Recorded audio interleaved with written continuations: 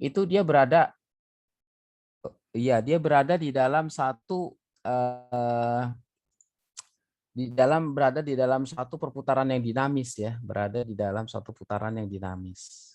Nah, ini selalu bergerak. Ini kan kalau kita lihat ya, itu seperti apa? Seperti dua ikan ya. Kalau kita lihat ini seperti dua ikan. Jadi ini eh, ya. Nah, ini ikan yang pertama, kemudian ini adalah ikan yang kedua ya, seperti itu.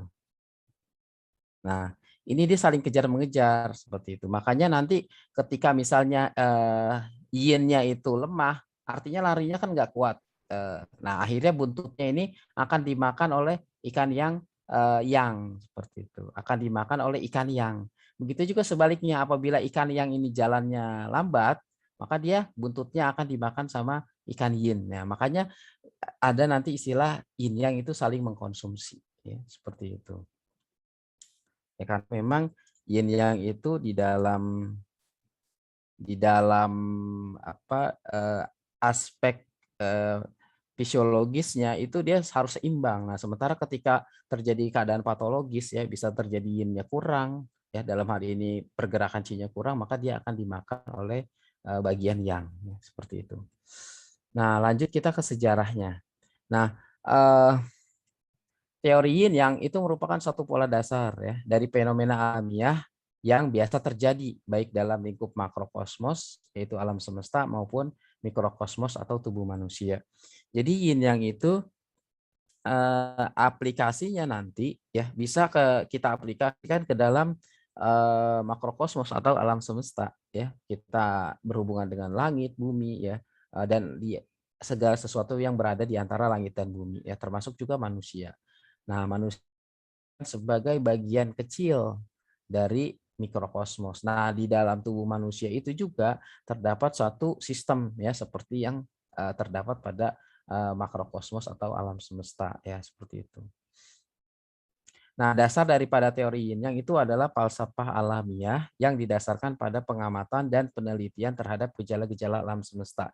Jadi orang zaman dulu itu memperhatikan keadaan alam ya. Orang zaman dahulu itu hidup lebih tentram, pikiran mereka itu lebih jernih ya. Mereka tidak terlalu disibukkan oleh kegiatan duniawi ya. Jadi mereka masih bisa memikirkan hal-hal yang berhubungan dengan lingkungan mereka. Mereka berpikir kenapa eh, apa siang dan malam itu perputarannya demikian stabilnya ya, tapi dia sangat dinamis ya seperti itu. Nah, di situ pasti ada sesuatunya ya kan. Nah, akhirnya mereka berpikir, nah aplikasi dari pikiran mereka itu ya bisa ke berbagai macam bidang ya, salah satunya ke dalam bidang pengobatan ya. Nah, ini adalah eh, rujukan paling awal daripada teori yin yang ya. Dikatakan bahwa rujukan awal itu mungkin berasal dari kitab I Ching atau kitab perubahan yang bertarikh sekitar atau ditulis sekitar 700 tahun sebelum Masehi yang di mana di dalam kitab tersebut yin dan yang itu digambarkan sebagai garis putus-putus dan garis tidak putus ya. Nah, jadi seperti ini. Nah, yang garis putus-putus itu adalah yin dan sementara ya yang garis putus-putus itu adalah yin. Nah, sementara garis yang tidak putus itu adalah yang. Nah, kalau kita bingung bedanya antara yin sama yang itu eh, yin itu kan diidentikan dengan wanita ya, sementara yang itu diidentikan sebagai pria ya, seperti itu. Nah, dulu waktu saya belajar dibilangnya eh, gampang kalau apa namanya untuk bingung antara yin itu yang putus-putus apa yang itu yang putus-putus. Ya, kita tinggal lihat yin itu wanita sementara yang itu adalah pria ya.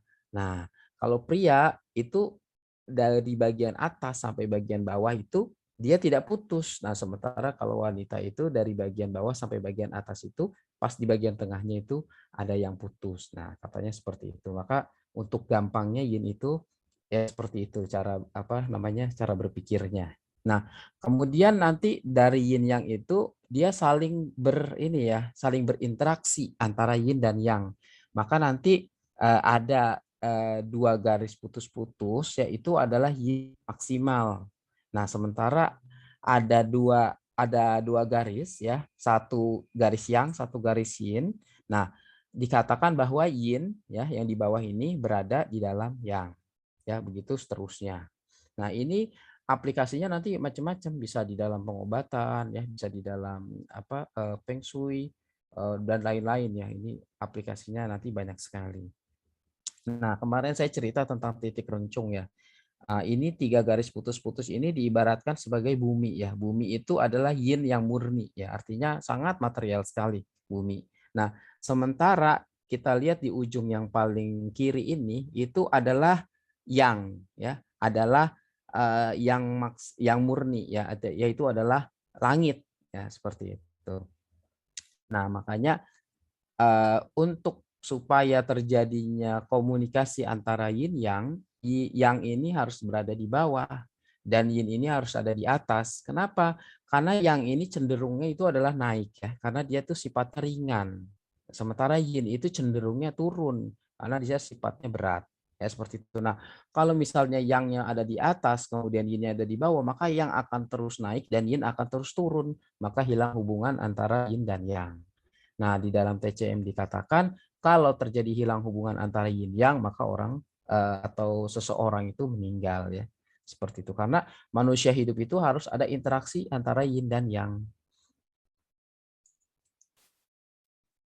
Nah, selanjutnya makna awal daripada yin ya. Nah, kalau di dalam eh, apa eh, huruf Mandarinnya yin itu ini yang sederhana ya, seperti ini ya.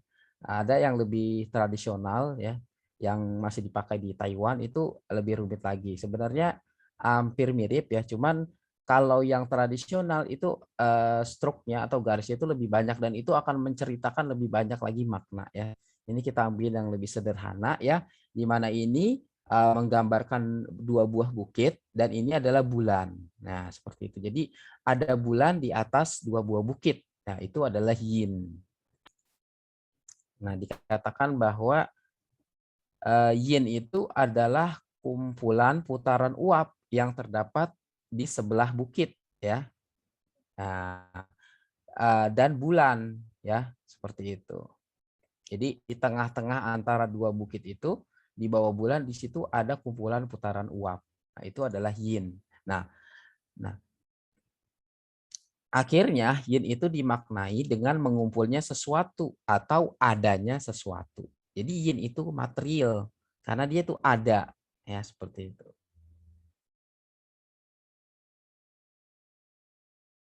Nah, makna awal yang ini adalah dua bukit juga dan di atasnya ini adalah matahari ya, karakter untuk matahari. Nah, yang itu digambarkan sebagai menyebarnya uap ya di samping bukit. Nah, di tengah-tengah dua bukit itu di atasnya itu ada matahari. Nah, ketika matahari muncul itu, maka uap yang tadinya ada itu menjadi menyebar. Nah, maka dari itu yang itu dimaknai dengan menyebarnya sesuatu atau tidak adanya sesuatu. Ya, berarti seperti itu ya. Jadi kalau yin itu material, ada bendanya, sementara yang itu imaterial atau bendanya itu tidak ada ya, tapi energinya ada.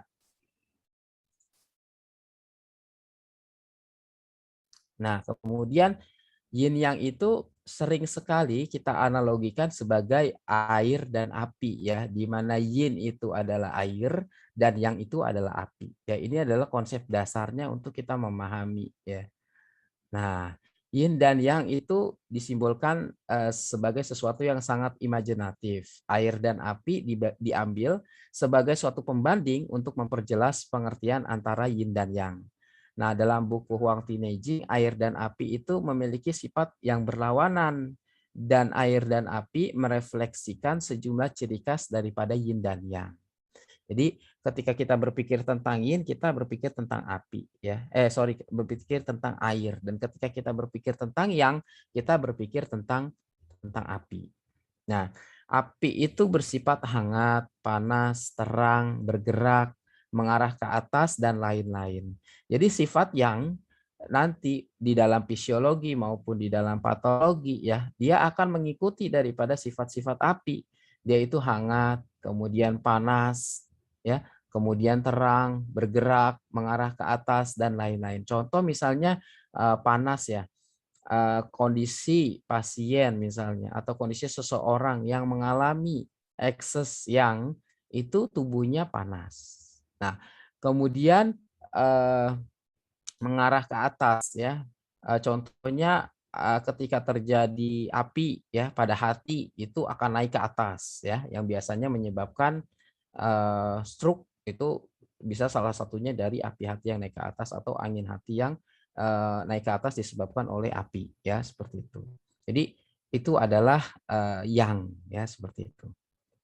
Kemudian bergerak, orang yang penyakitnya tipe yang itu biasanya gelisah ya seperti itu. Nah, sementara air itu bersifat sejuk, dingin, stasis atau diam, bergerak ke bawah dan sebagainya. Nah, makanya orang yang penyakitnya itu bersifat yin itu biasanya kaki tangan dingin, ya, kemudian dia cenderung diam atau cenderung pasif, ya seperti itu. Atau penyakit-penyakit yang lokasinya itu berada di bawah, ya, itu kemungkinannya adalah penyakit-penyakit yang bersifat yin, ya. Contohnya odema, kemudian masalah-masalah yang berada di tungkai ya atau di kaki ya itu atau perut perut tapi di bagian bawah itu adalah penyakit-penyakit yang bersifat yin. Nah, setelah pengertian daripada yin yang, kita masuk ke 5 aspek daripada hubungan yin yang. Yang pertama, yin yang saling berlawanan dan membatasi. Nah, pertama kita bahas dulu yang berlawanan. Nah, yin yang itu dia saling menolak dan saling menyingkirkan, ya. Kemudian dia saling berkontradiksi, saling bertempur, saling bertentangan dari dua aspek antara yin dan yang. Nah, sementara pengertian dari saling membatasi itu adalah yin yang itu kan harus mempertahankan dirinya dalam satu kesatuan keseimbangan yang relatif. Maka dia harus saling membatasi ya supaya yin itu tidak terlalu berlebihan atau sebaliknya yang tidak terlalu berlebihan. Jadi ketika misal apa namanya? Ketika siklus daripada siang dan malam ya. Ketika malam terjadi maka siang hilang. Ketika siang ada maka malam tidak ada ya seperti itu. Atau ketika masuk ke dalam siang maka malam itu hilang. Nah, antara siang dan malam itu dia harus saling membatasi ya. Malam itu dibatasi oleh siang dan siang dibatasi oleh malam. Jadi tidak bisa terus-menerus malam atau terus-menerus siang. Nah, waktu daripada siang dan malam itu relatif ya, relatif stabil seperti itu. Kenapa? Karena terjadinya keseimbangan. Nah, bila mana tidak terjadi keseimbangan, maka akan ada satu yang lebih dominan dibandingkan dengan yang lain. Ya, itu udah menyangkut patologi ya. Kalau masih menyangkut fisiologis atau keadaan sehat, itu dia harus saling membatasi. Nah, kalau udah gagal membatasi berarti nanti jatuhnya ke patologi. Ya. Nah, hubungan saling berlawanan dan membatasi antara yin yang itu adalah hubungan ada dan tidak ada atau hubungan antara membentuk dan menghilang. Nah, yin itu kan membentuk ya. Ketika malam itu terbentuk misalnya embun. Nah, ketika pagi pagi datang itu embun tersebut menguap. Jadi hubungan saling berlawanan itu yaitu antara membentuk dan menghilang. Jadi ketika yin itu adalah membentuk, yang itu menghilang ya. Contoh nanti di dalam aplikasi klinis misalnya penyakit-penyakit yang memiliki bentuk ya, penyakit-penyakit yang memiliki bentuk contoh itu seperti mioma, kemudian kista seperti itu kan atau benjolan pada permukaan kulit itu adalah ada bentuknya. Nah, itu penyakit yang bersifat yin. Nah, sementara penyakit-penyakit yang tidak ada bentuknya ya, contoh misalnya eh, rasa tertekan pada tenggorokan ya itu kan seperti sulit nalan ya berbicara terasa seperti ada yang mengganjal di tenggorokan, itu ketika kita lakukan palpasi atau perabahan itu bentuknya tidak ada ya, tapi tenggorokan itu seperti ada yang mengganjal. Nah, itu berarti penyakit yang bersifat yang, ya, seperti itu. Jadi dia seperti ada yang mengganjal tetapi barangnya nggak ada. Nah, sementara kalau yang dia punya ada barangnya seperti misalnya benjolan pada perut, nah itu berarti penyakit yang bersifat yin ya, karena dia ada bentuknya. Ya, kata kuncinya itu yin itu ada bentuknya sementara yang itu tidak ada. Nah, sementara yin itu dikatakan sebagai proses terjadi ya, sementara yang itu adalah hilangnya sesuatu. Nah, kalau misalnya penyakit yang bersifat yin, maka kita harus obatin dengan terapi yang bersifat yang ya. Contoh, ketika misalnya ada benjolan pada di daerah di bawah pusar ya, pembesaran atau masalah pada kelenjar prostat, itu berarti kan penyakit yang bersifat yin. Nah, kita harus bagaimana supaya benjolan tersebut hilang. Nah, berarti kan metode terapinya adalah menggunakan metode bersifat yang. Kemudian bertambah dan berkurangnya sesuatu ya. Nah, kemudian yin yang saling berlawanan dan membatasi ketika dalam kondisi panas misalnya. Orang akan mengeluarkan keringat. Nah, berarti itu terjadi menyebarkan sesuatu. Nah, berarti kondisi tersebut adalah kondisi yang bersifat yang. Jadi, kondisi berkeringat itu adalah kondisi yang bersifat yang. Nah, untuk membatasi kondisi tersebut, orang harus minum air. Nah, minum air itu kan berarti kita mengumpulkan material, yaitu air. Nah, berarti mengkonsumsi sesuatu itu adalah bersifat yin. Nah, artinya ketika seseorang melakukan aktivitas, nah di mana aktivitas itu akan mengeluarkan keringat atau membutuhkan qi, maka itu adalah kegiatan atau fungsionalitas atau fungsi itu adalah yang. Nah, sementara makan makanan yang kita makan itu kan akan menjadi darah, akan menjadi sumsum ya, akan menutrisi. Nah, itu berarti kan adalah membentuk struktur. Nah, berarti struktur itu adalah yin ya. Jadi struktur tubuh itu ya daging, tulang, otot, kulit itu adalah yin. Nah, sementara fungsi daripada tubuh-tubuh itu adalah yang. Ya, jadi lambung bisa mencerna makanan, usus bisa menyerap sari makanan, ya, kemudian jantung bisa mengedarkan darah, itu adalah fungsi yang daripada organ. Nah, sementara fungsi yin-nya itu adalah menyimpan. Jadi organ-organ itu ketika mereka diberikan sari makanan oleh darah melalui pembuluh darah dan meridian itu, maka organ-organ itu akan menyimpan. Nah, itulah simpanan itu digunakan untuk merawat ketika mereka membutuhkan, maka itu adalah bentuk daripada yin ya. Jadi kerjanya itu adalah yang dan dia menyimpan itu adalah yin. Kemudian kondisi ini merupakan kondisi yang saling membatasi antara yin dan yang. Jadi satu organ misalnya dia harus punya kerja. Nah, selain dia harus punya kerja, dia kan ada yang keluar ketika dia bekerja, maka dia harus ada yang disimpan. Jadi seperti itu ya. Jadi ketika ada yang keluar, maka harus ada yang disimpan, ada yang masuk. Kemudian yin itu merupakan bentuk materi ya, kemudian yang berubah menjadi qi. Ya, seperti itu.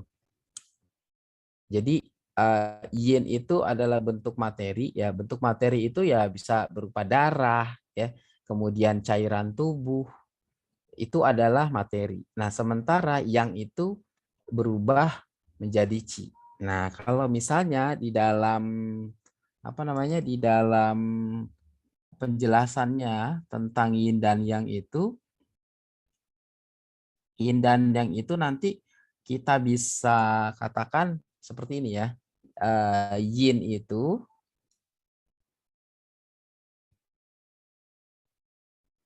itu adalah dingin dan darah ya. Nah, sementara yang itu adalah panas dan qi. Ya, seperti itu. Itu Nanti kalau kita berbicara tentang materi dasar daripada yin dan yang. Jadi ketika kita berbicara yang itu kita biasanya bilang yang qi ya. Atau ketika kita bilang kita biasanya bilangnya yin xie atau darah yang bersifat yin ya seperti itu.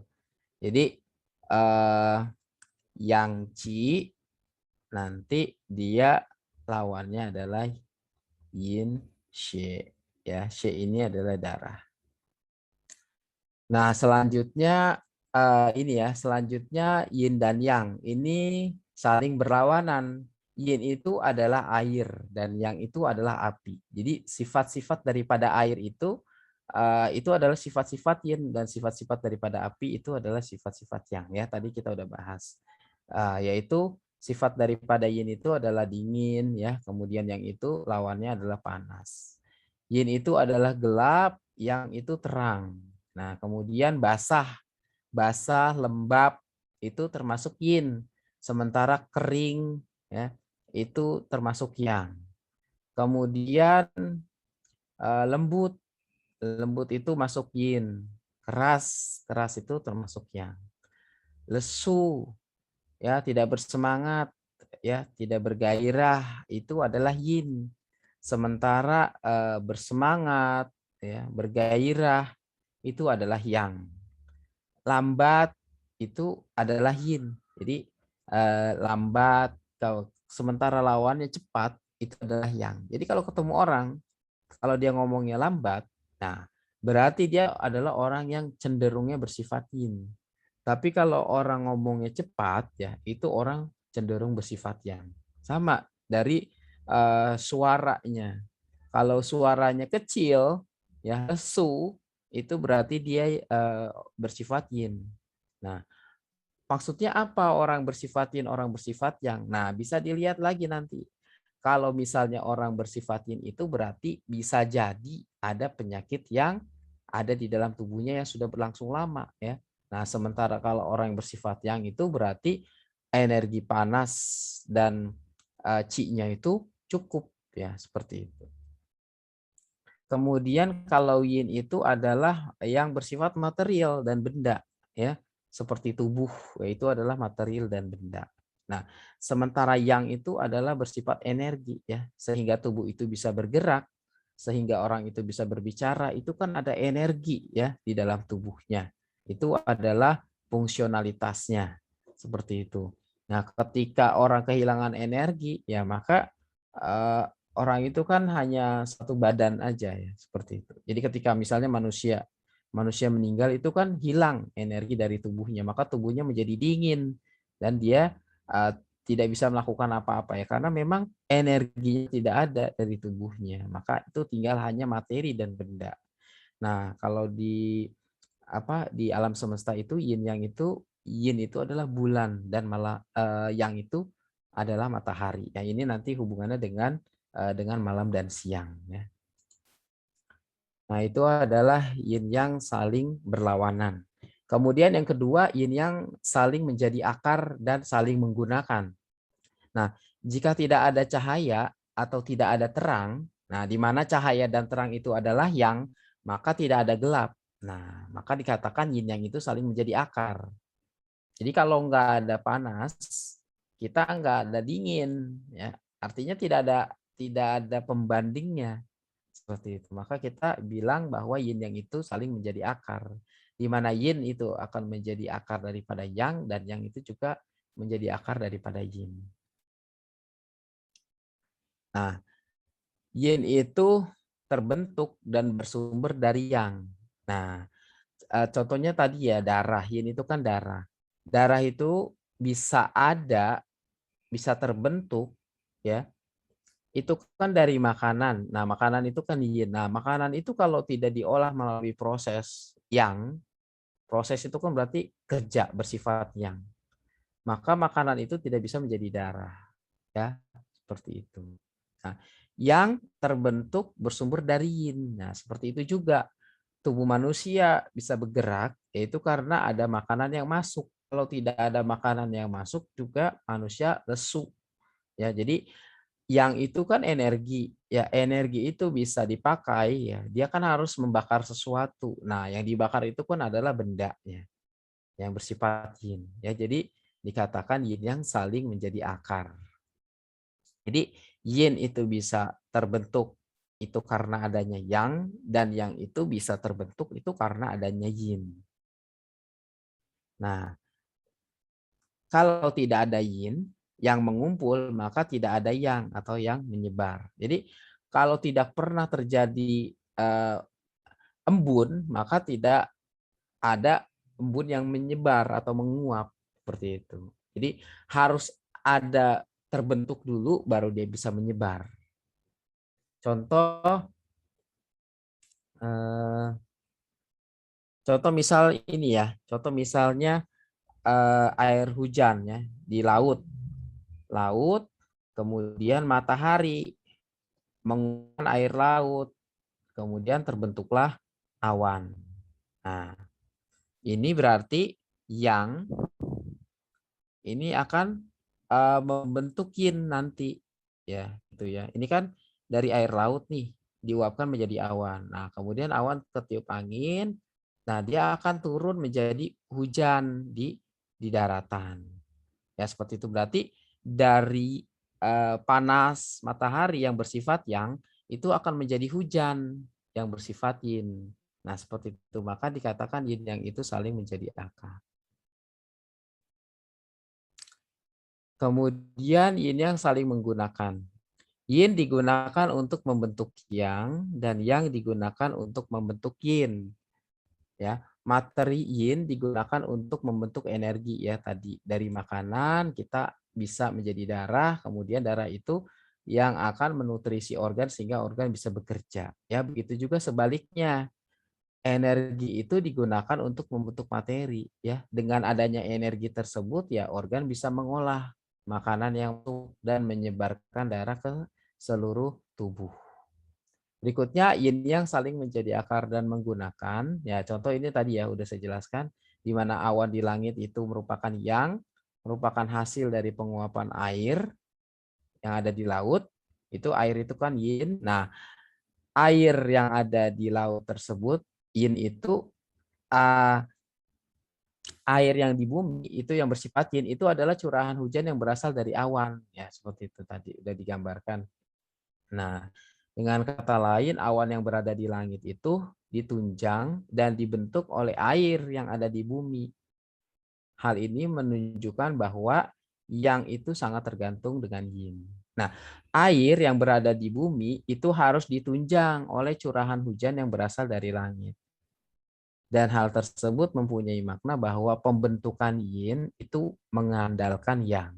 Ya, jadi siklus daripada air itu merupakan hubungan ya terjadi karena adanya hubungan antara yin yang saling menjadi akar. Ya, di mana air yang ada di laut itu yang bersifat yin diuapkan menjadi awan, awan bersifat yang, kemudian awan itu turun menjadi hujan ya, menjadi air lagi, menjadi yin ya, seperti itu.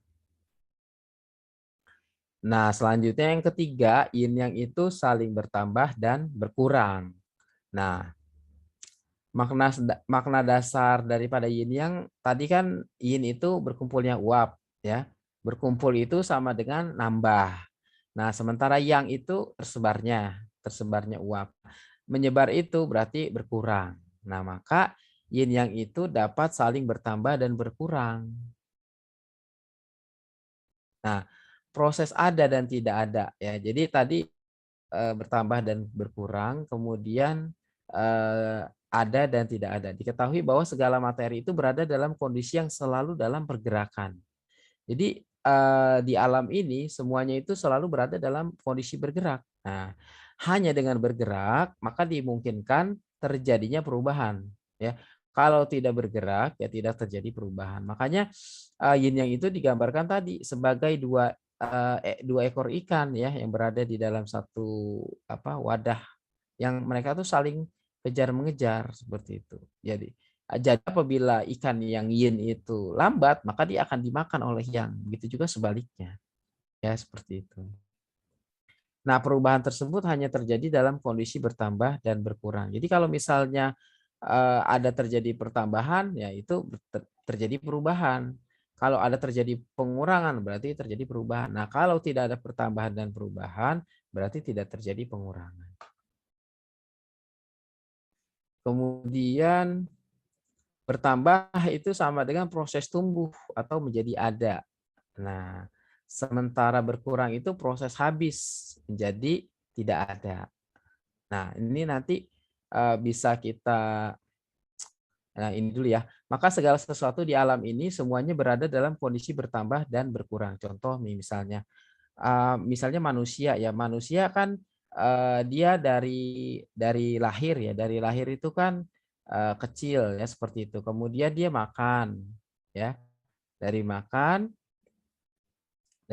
kemudian dia tumbuh ya menjadi lebih besar, nah nanti dia ketika sudah mencapai puncak ya itu dia akan menjadi ini lagi ya, menjadi tua, kemudian menjadi layu dan mati ya seperti itu. Nah, bertambah dan tumbuh menjadi ada itu adalah proses yin.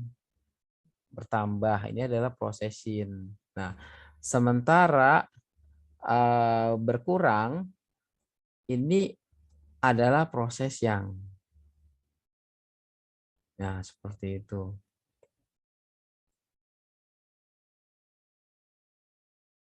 Nah, nanti di sini akan ada apa? Akan ada sudut pandang yang berbeda ya nanti ketika kita berbicara tentang jing atau berbicara tentang esensi yang dibawa dari lahir dan juga esensi ketika kita dari makanan dan minuman ya.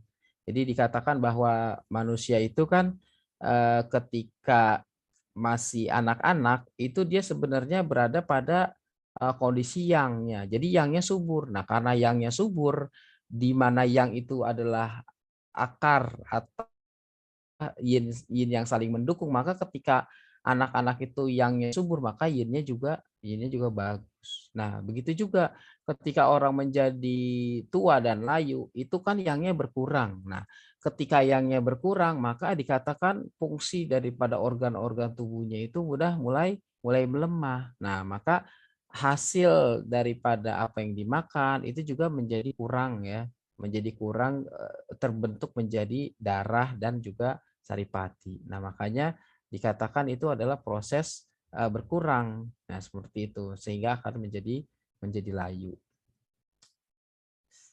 Selanjutnya yang saling bertambah dan berkurang ini digambarkan dari konsumsi makanan dan minuman. Nah, ketika kita konsumsi makanan dan minuman, kita kan merupakan proses tumbuh dan berubah ya. Kita menjadi lebih besar, lebih tinggi dan lebih kuat. Nah, sementara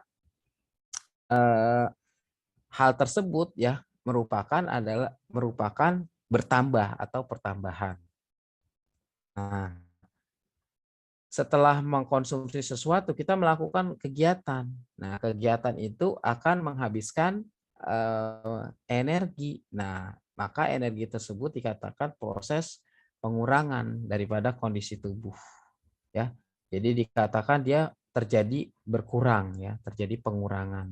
Apa yang berkurang ya Ci-nya, darahnya ya. Kenapa berkurang? Karena dipakai untuk kegiatan fungsional. Nah, selama hidup manusia akan melalui proses berkurang dan bertambah ya. Tadi ketika manusia lahir itu dia berada di proses yang, tapi yang terjadi itu adalah penambahan yin. Nah, sementara ketika manusia layu dia itu dia berkurangnya yang dan prosesnya itu adalah proses bertambahnya yin. Proses berkurangnya yin ya seperti itu. Jadi ya kita balik ke bagian depan. Nah, ini ya, ketika manusia masih anak-anak itu yangnya itu kan subur ya. Anak-anak itu kan ceria, kemudian gerak cepat. Nah, kalau kita pegang dadanya itu detak jantungnya itu kan cepat. Nah, itu berarti kan sama dengan yang. Nah, karena yangnya subur, maka yin-nya juga karena yin itu ditopang oleh yang. Nah, begitu juga kalau dengan orang tua. Orang tua kalau kita raba biasanya nantinya lebih lambat. Nah, karena lebih lambat berarti kan itu yang-nya berkurang ya. Nah, yang-nya berkurang juga akan menyebabkan yin-nya berkurang. Maka ketika orang menjadi semakin tua, otot-ototnya menjadi melemah, terjadi atrofi ya seperti itu. Kemudian kulit ya menjadi tidak ternutrisi ya, menjadi keriput dan kering ya seperti itu. Nah, ini kita berbicara tentang yin yang di dalam satu siklus ya, baik siklus harian maupun siklus musiman. Nah, jam 6 pagi itu ketika matahari terbit di arah timur ya, jam 6 pagi ketika matahari terbit di arah timur itu dikatakan yang itu berada di dalam yin ya. Yang itu berada di dalam yin. Kalau kita lihat gambarnya itu kan ini ya, ada bola yang kecil, ada bagian kecil daripada yang itu berada di dalam bagian yin. Nah, ini dikatakan yang berada di dalam yin. Nah, nanti yang ini akan semakin membesar. Yang ini akan semakin membesar. Jadi seperti ini. Nanti yin-nya mengecil. Nah, ini adalah gambarnya. Ini ada yang terdapat di dalam yin. Nah, kemudian lanjut dari jam 6 pagi menuju jam 12 siang. Nah, di jam 12 siang itu dikatakan bahwa kalau di arahnya ini berhubungan dengan arah selatan ya. Nah, dikatakan bahwa yang itu berada di dalam yang atau kondisi yang maksimal ya, kondisi yang maksimal. Nah, ini adalah kondisi yang maksimal. Dua garis ini adalah sama-sama yang. Nah, ini berhubungan dengan wilayah selatan. Makanya kemarin ketika kita berbicara tentang 5 wilayah, itu selatan itu daerah panas ya. Daerah panas. Karena apa? Karena memang maksimal yang di sana.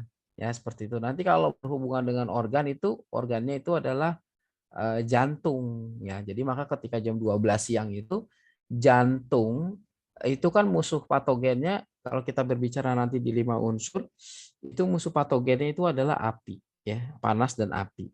Nah, maka ketika orang mengalami kelemahan daripada yin atau bagian yin daripada jantungnya itu lemah, maka dia harus menghindari beraktivitas pada jam 12 siang karena itu adalah waktu di mana panas itu bisa menyerang jantung ya kalau dia ada kelemahan daripada yin jantung. Ya kenapa? Karena ini hubungannya dengan wilayah selatan ya seperti itu. Nah, selanjutnya maka dianjurkan bagi orang yang memiliki kelemahan yin pada jantung itu untuk beristirahat sejenak ya pada tengah hari ya untuk menjaga agar yin-nya itu tidak terluka oleh panas. Kemudian dari jam 12 siang menuju jam 6 sore itu perubahan dari yang maksimal menuju ke masuknya yin ya. Jadi yin pada sore hari itu nanti eh, yin yang kecil itu dia akan mulai tumbuh ya untuk masuk ke dalam malam hari ya. Jadi dikatakan bahwa di sore hari ya jam 6 sore atau maghrib itu terjadi tenggelamnya matahari di arah barat. Nah, dikatakan ketika terbenam matahari itu adalah yin di dalam yang. Jadi bibit daripada malam itu keluar ya di saat siang. Nah, maka dikatakan yin berada di dalam yang. Nah, kemudian gambarnya seperti itu ya, yin-nya itu di bawah, yang-nya di atas. Nah, kemudian di bibit malam itu kan atau bibit yin itu kan akan tumbuh semakin besar. Akhirnya pada jam 12 malam dia mencapai puncak maksimalnya. Ya, puncak maksimal daripada yin. Nah, seperti itu. Nah, kondisi ini ya sama dengan di daerah utara ya, dingin. Seperti itu. Nah, ini dikatakan yin di dalam yin. Nah, pertanyaan mungkin muncul ya, apa sih hubungannya ini gitu kan nanti dengan kasus penyakit. Nah, ini kita bisa lihat dari bagan ini kita bisa amati. Jadi kalau misalnya di dalam TCM itu penyakit yin itu diobati dengan yang, penyakit yang diobati dengan yin ya. Contoh misalnya gini. Kalau misalnya orang mengalami defisiensi atau kekurangan daripada yin, nah berarti kan kurang yin nih, yinnya kurang. Ini ya, yinnya kurang. Defisiensi yin. Nah, kalau yinnya kurang, defisiensi yin, maka kalau kurang panas yang kalau yin itu kan dingin ya. Kalau dinginnya kurang, maka yang muncul adalah panas. Nah, maka biasanya akan ada panas ya atau akan ada manifestasi atau gejala panas yang terjadi pada area di mana yin ini eh, ada ya. Jadi antara sore hari ya sampai subuh hari utamanya dia akan makin parah di tengah malam kalau penyakitnya itu kekurangan yin. Nah, gejalanya apa? Ya itu tadi gejalanya adalah ketika yin itu sama dengannya adalah dingin, maka ketika dinginnya kurang yang muncul adalah panas. Nah, maka ketika defisiensi atau kurang yin itu akan ada gejala panas. Gejala panas itu terjadinya mulai sore hari sampai malam hari. Nah, itu kadang biasanya diterjemahkan sebagai panas pada 5 telapak atau panas 5 sin. Itu adalah ciri khas daripada penyakit defisiensi yin. Nah, nanti kita akan bahas lebih detail di diagnosis. Jadi ketika kita ketemu bisa dikit itu bukannya yin dalam yin itu bukan dominan yin ya, tapi justru defisiensi yin ya. dominan yin, tapi ketika misalnya yinnya defisien, maka yang muncul ada panas pada waktu itu. Jadi maksud saya dominan yin itu bisa terjadi pada defisiensi yin. Jadi Yin gini, dalam yin itu bukan dominan yin ya berarti ya? ya betul dominan yin. Nah, kalau yin itu yang seharusnya dominan, tetapi dia kurang, maka yang muncul kan panas. Nah, panas itu akan muncul di waktu di mana yin itu yang harusnya dominan. Jadi Oh, harusnya itu, jadi gini, misalnya tengah malam itu kan harusnya dominan yin, tapi yinnya kurang. Nah, berarti kan harusnya dingin. Tapi dingin itu tidak terjadi karena kurang. Jadi yang muncul panasnya.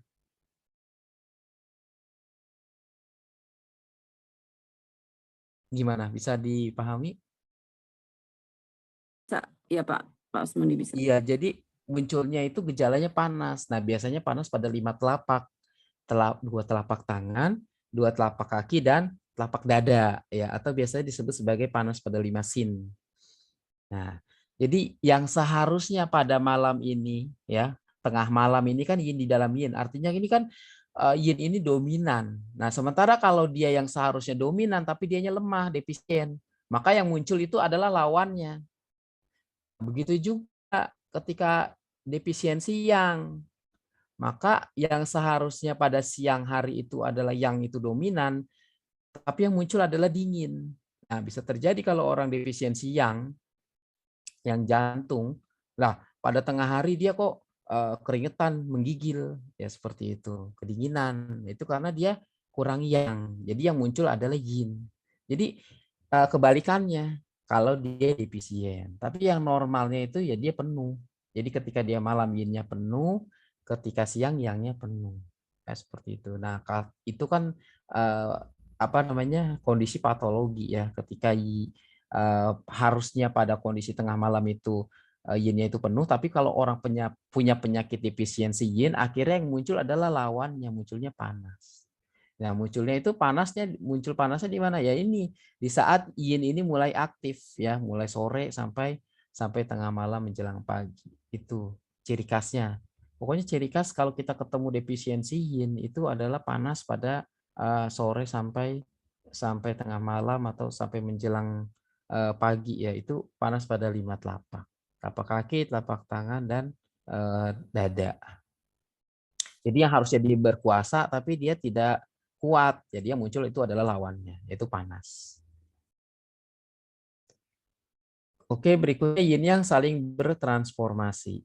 Nah, dalam kondisi yin yang saling bertransformasi itu dia membutuhkan satu syarat ya. Jadi syaratnya itu dalam kondisi tertentu ya. Jadi tidak apa namanya, istilahnya tidak selalu dia bisa bertransformasi, dia harus ada syaratnya. Nah, baru yin yang bisa berubah dari yin ke yang atau dari yang ke yin. Ya, proses perubahan ada dan tidak ada dari perubahan yin yang itu harus dilandasi syarat ya. Nah, syaratnya itu apabila terpenuhi yin yang itu bisa berubah, kalau tidak terpenuhi maka yin yang itu tidak bisa berubah. Nah, bila ditinjau dari makna dasarnya daripada yin yang itu kan tadi ini ya, yin yang itu kumpul, yin itu kumpul. Nah, berarti ketika matahari terbit, uap itu akan perlahan-lahan tersebar sehingga proses penyebaran uap tersebut dikatakan adalah yang.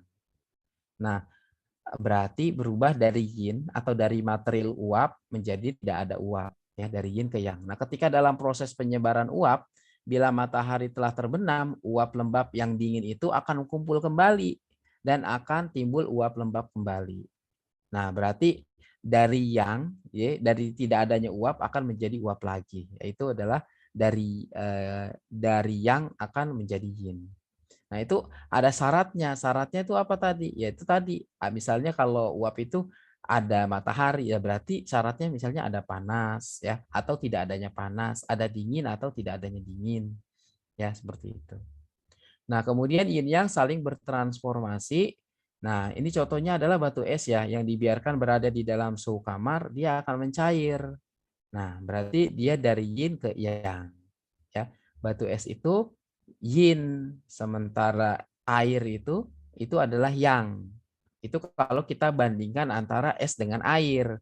Tapi kalau antara kita bandingkan air dengan air panas ya, air suhu kamar dengan air panas itu berarti air suhu kamar itu adalah yin, air panas itu adalah yang. Jadi kita lihat juga patokannya. Jadi kita membandingkan antara siapa dengan siapa. Nah, itu nanti kepakai ya. Jadi ketika kita melihat satu kondisi tubuh tertentu misalnya, ketika kita membanding antara kepala dengan dada, ya kepala itu kan lebih atas daripada dada. Nah, atas itu adalah yang, bawah itu adalah yin. Berarti dada itu lebih yin daripada yang. Sama ketika kita membandingkan antara dada dengan kaki, dada itu kan di atas, kaki di bawah. Maka dada itu adalah yang dan kaki itu adalah yin. Nah, ini ya. Air panas kalau dibiarkan di dalam suhu kamar dia akan menjadi sejuk, maka dikatakan dari yang bisa berubah menjadi yin. Itu yin yang itu bisa saling bertransformasi. Ya, paling gampangnya sih lihat siklus perubahan siang malam ya. Dari siang berubah menjadi sore, sore menjadi malam, kemudian malam menjadi pagi. Nah, itu adalah siklus daripada yin yang ya, yang bisa kita amati yang paling jelas gejalanya. Kemudian yin yang itu dapat dibagi menjadi tak terhingga. Jadi contoh ketika kita punya sebatang pensil ya, ketika kita punya sebatang pensil itu kita punya sebatang pensil ya seperti itu ya. Ini sebatang pensil. Nah, kalau kita belah menjadi dua, ini yang atas ini kan adalah yang. Nah, sementara yang bawah ini adalah yin. Nah, kalau yang dibelah dua ini kita belah lagi, ini adalah yang, ini adalah yin. Nah, apabila kita belah terus-menerus, maka dikatakan yin yang itu tak terhingga ya. Jadi selagi masih ada atas bawahnya, itu berarti yang atas itu akan selalu yang dan yang bawah itu adalah yin ya, seperti itu. Jadi eh, dia itu bisa dibagi menjadi tak terhingga. Nah, kalau di dalam apa namanya? Di dalam organ tubuh misalnya, organ tubuh itu kan ada yang eh, materialnya itu adalah yin, fungsinya itu adalah yang. Nah, berarti di dalam yin ada yang. Nah, organ tubuh nanti kan juga ada yang bersifat yang, yaitu organ yang padat-padat, ya organ jantung. Nah, sementara organ yang berongga-rongga, ya seperti usus-usus itu adalah bersifat yin. Nah, itu yin itu nanti menyimpan, nah sementara yang itu memproses. Nah, jadi ketika kita berbicara tentang yin yang itu bisa dibagi-bagi lagi menjadi tak terhingga. Jadi kayak misalnya tanaman ya, tanaman bagian daunnya itu adalah yang, kemudian bagian akarnya itu adalah yin ya. Kenapa ya? Karena akar itu berada di bawah, sementara daun itu berada di atas ya. Jadi seperti itu. Nah, nanti dari daun itu bisa dibagi lagi. Dari daun itu walaupun sama-sama daun, nanti ada daun yang bersifat yang, ada daun yang bersifat yin. Ya sama akar juga. Nanti ada akar yang bersifat yang, ada akar yang bersifat yin. Ya seperti itu. Jadi dikatakan bahwa yin yang itu dapat dibagi menjadi tak terhingga ya. Kalau secara teorinya itu dari satu menjadi dua, kemudian dari dua itu menjadi bentuk segala sesuatu ya. Ya kalau misalnya apa namanya kita gambarkan secara simpelnya itu awal mulanya itu adalah satu ya, yaitu Adam. Kemudian Adam ditambah Hawa menjadi semua manusia yang berada di dunia ya, seperti itu. Itu kalau kita mau cara simpelnya seperti itu. Nah, kalau mau bentuk yang lain lagi ya itu misalnya tadi dari interaksi ya antara siang dan malam, yaitu nanti menjadi waktu-waktu yang beraneka ragam ya, saya seperti itu. Nah, kemudian yin yang dapat dibagi menjadi tak terhingga, di sini segala sesuatu itu ya di dunia ini kan dari ada menjadi tidak ada ya, dari lahir, hidup, berkembang, kemudian nanti mati. Nah, itu berarti dari ada menjadi tidak ada, dan dari tidak ada menjadi ada ya, dari tidak ada terus kemudian lahir ya menjadi ada. Jadi itu adalah terus menerus ya seperti itu. Nah, proses tersebut bisa digeneralisasikan dengan yin dan yang. Jadi segala materi yang berada dalam bentuk gerak itu yaitu bertambah, dan berkurang itu disebut sebagai yin dan yang. Di mana yin itu bertambah dan yang itu adalah berkurang. Jadi segala siklus ya yang berhubungan dengan bertambah dan berkurang itu kita bisa nilai dari yin yang. Ya, jadi dalam penyakit kita bisa nilai ya. Contoh misalnya penyakit ini gejalanya bertambah ya, bertambah parah. Nah, bertambah parahnya itu nanti apakah bertambah panas, apakah bertambah dingin. Nah, kalau dia bertambah panas itu berarti dia bertambah yang. Kalau dia bertambah dingin berarti bertambah yin. Nah, seperti itu. Nah, maka pengobatannya juga nanti disesuaikan ya. Kalau dia bertambah yang, kita kurangi yangnya, kalau dia bertambah yin maka kita kurangi yinnya.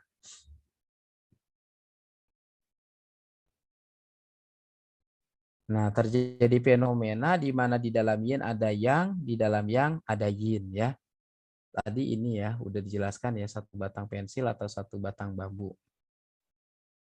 Nah, kemudian yang paling penting juga ini adalah yin yang itu bersifat relatif. Artinya ketika kita berbicara yin yang, kita harus punya acuan ya.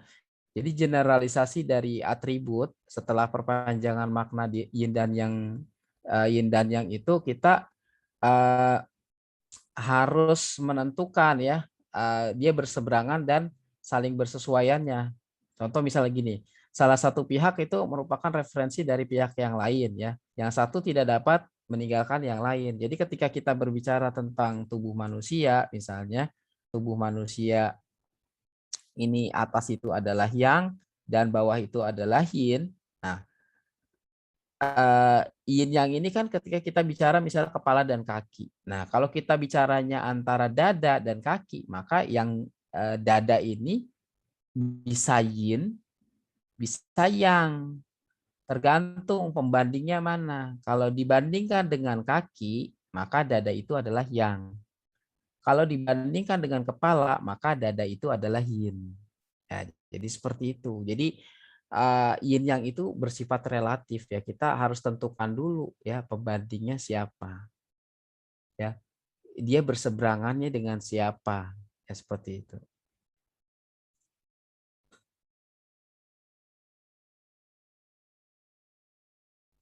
Nah, ini juga contoh ya. Panas itu relatif ya kalau dibandingkan dengan dingin. Ya, dingin juga relatif kalau dibandingkan dengan panas. Nah, kalau kita tidak memiliki referensi tentang dingin ya kita tidak bisa menentukan sifat panas dari sesuatu atau begitu juga sebaliknya. Contoh misalnya gini, tadi ya air es. air es, kemudian air suhu kamar, air panas. Nah, dari air es menuju ke air panas, ini air panas ini yang. Nah, sementara air es ini yin. Nah, seperti itu. Ini kan kalau pembandingnya antara es dengan air panas. Nah, kalau pembandingnya antara air panas dengan air suhu kamar, maka air suhu kamar ini adalah yin. Ya, seperti itu. Nah, sementara air panas itu adalah yang. Ya, begitu juga sebaliknya. Air suhu kamar ini bisa menjadi yang kalau pembandingnya ini adalah air es. Jadi seperti itu. Jadi nanti ketika kita menemukan kondisi suatu penyakit, ya kita harus lihat ini pembandingnya dengan apa atau kondisinya seperti apa, ya seperti itu. Jadi kalau misalnya kita bandingkan antara api dengan panas, maka api itu lebih yang daripada panas. Artinya panasnya api itu lebih panas daripada panas. Nah, ini adalah gambaran apa namanya? Gambaran keseluruhannya daripada hubungan daripada yin yang. Ya, jadi ketika jam 6 pagi ini kan matahari itu muncul. Nah, matahari muncul berarti ini yang tumbuh ya. Yang itu tumbuh. Nah, seperti itu ya. Yang tumbuh kemudian pada jam 12 siang itu yang mencapai puncak maksimalnya. Yang maksimal. Nah, ketika dari jam 12 sampai jam 6 sore itu yang akan turun, yang turun antara jam 6 sore sampai jam 12 malam itu yin yang tumbuh.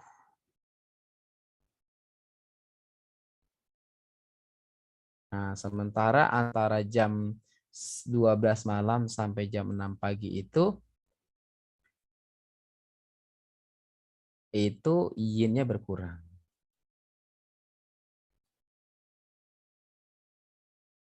Ya, seperti itu. Nah, kalau kita gambarkan berarti seperti ini ya.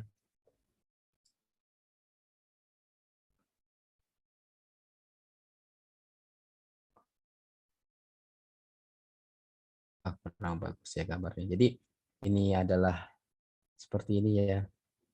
Nah, ini adalah yang, nah ini adalah yin. Nah, seperti itu. Nah, ini adalah yang. Nah, ini adalah yin. Nah, jadi ketika yang itu turun, maka bibit yin itu akan tumbuh ya, tumbuh. Nah, dia akan masuk. Nah, ketika jam 12 malam itu yin itu akan besar ya, mencapai puncak maksimalnya. Maksimal yin. Ya, seperti itu. Nah, dari sini bisa kita lihat, nah, ada hubungan antara yin dan yang. Jadi kalau yin dan yang itu tumbuh, ya, itu ini adalah penambahan daripada kuantitas, ya, kuantitas yinnya, kuantitas yin maupun yang, ya. Jadi ada perubahan kuantitas.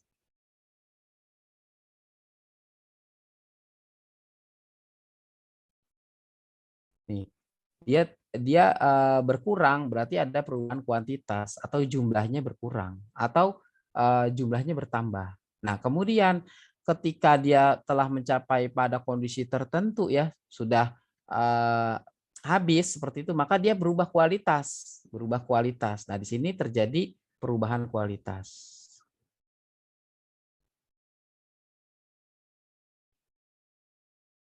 Ya, kualitasnya apa?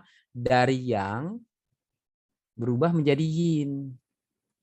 Nah, seperti itu. Kalau perubahan kuantitas kan sama-sama yang ya, dari yang masih di yang juga, cuma yangnya makin menipis ya. Kemudian yin-nya masuk. Nah, kemudian ketika yin-nya masuk, maka berubah dari yin ke yang. Kemudian dari yang ke yin, kemudian yin-nya tumbuh. Nah, kemudian yin-nya tumbuh itu adalah kuantitas lagi. ya. Nah, kemudian eh, sampai ke pagi, ya pagi ini nanti akan berubah lagi kualitasnya dari yin pindah menjadi yang, ya seperti itu. Jadi di situ ada dua perubahan, perubahan kualitas dan perubahan kuantitas. Nah, dari sini juga kita bisa lihat bahwa di sini kan ada yang di dalam yin.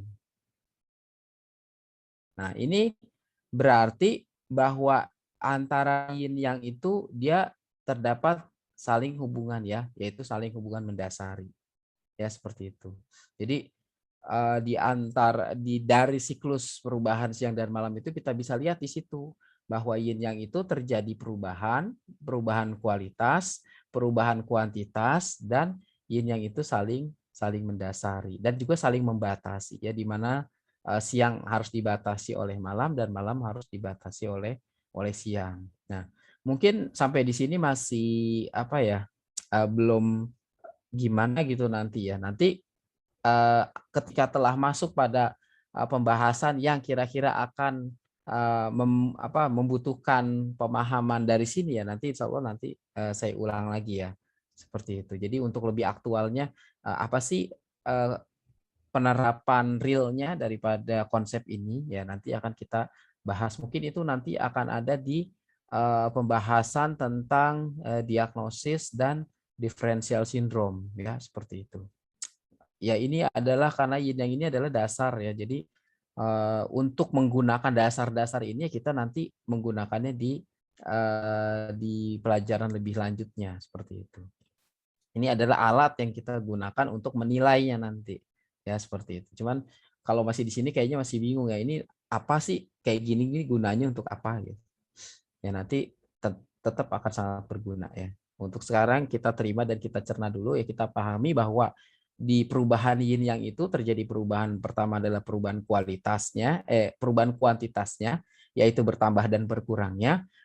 Perubahan kualitasnya di mana yin itu bisa berubah menjadi yang dan yang itu juga bisa berubah menjadi yin. Nah, kemudian yin yang itu saling mendasari ya, dan kemudian dia juga saling membatasi dan relatif ya, seperti itu. Kemudian bagian yang ketiga ya, penerapan yin yang di dalam pengobatan Cina. Nah, kalau kita lihat struktur tubuh manusia,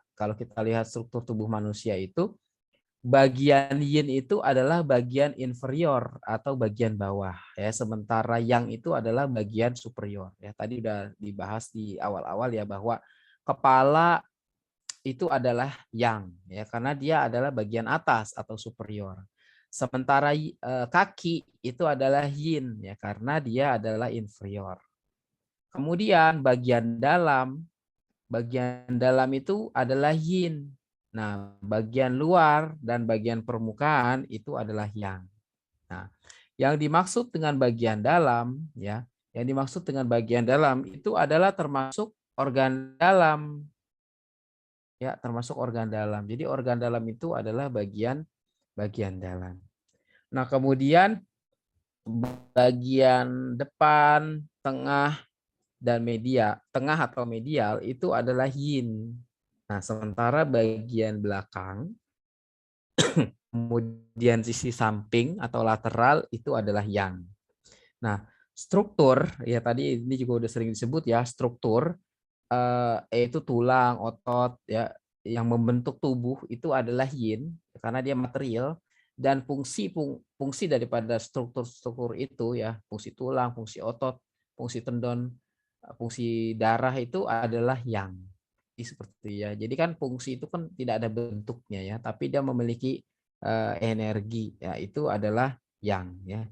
Sementara struktur itu yang memiliki materi itu adalah yin. Kemudian kalau kita lihat yin yang di dalam pembagian organ dalam, ini jantung ya, jantung itu adalah yin, pasangannya usus kecil ya, usus kecil itu adalah yang. Kemudian paru-paru itu pasangannya usus besar ya, jadi paru-paru itu adalah yin ya. Nah, kemudian hati hati atau liver itu adalah yin, pasangannya adalah kandung empedu. Kemudian limpa berpasangan dengan lambung, perikardium dengan sanqiao atau teri pemanas, kemudian ginjal kandung kemih, ya seperti itu. Jadi di dalam organ tubuh itu dibagi menjadi yin dan yang. Nah, kalau namanya sendiri, kalau organ yin itu disebut sebagai organ chang. Sementara yang itu disebut sebagai organ fu. Nah, makanya disebut sebagai organ dalam itu disebut sebagai chang fu. Ya, terdiri dari 5 chang dan 6 fu. Kemudian yin yang dalam fisiologi tubuh. Ya.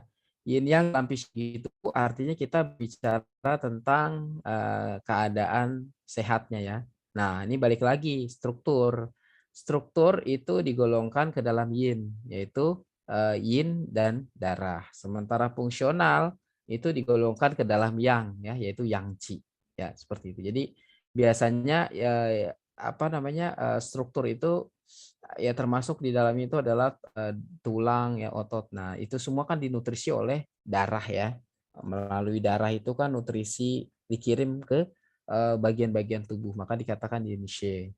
Sementara fungsional itu sangat didukung oleh qi ya, maka disebut sebagai yang qi ya. Jadi darah itu bisa jalan, kemudian lambung itu bisa mencerna, usus bisa menyerap, ya, limpa bisa transportasi, paru-paru bisa menghisap hawa udara, jantung bisa memompa darah itu karena adanya qi, ya.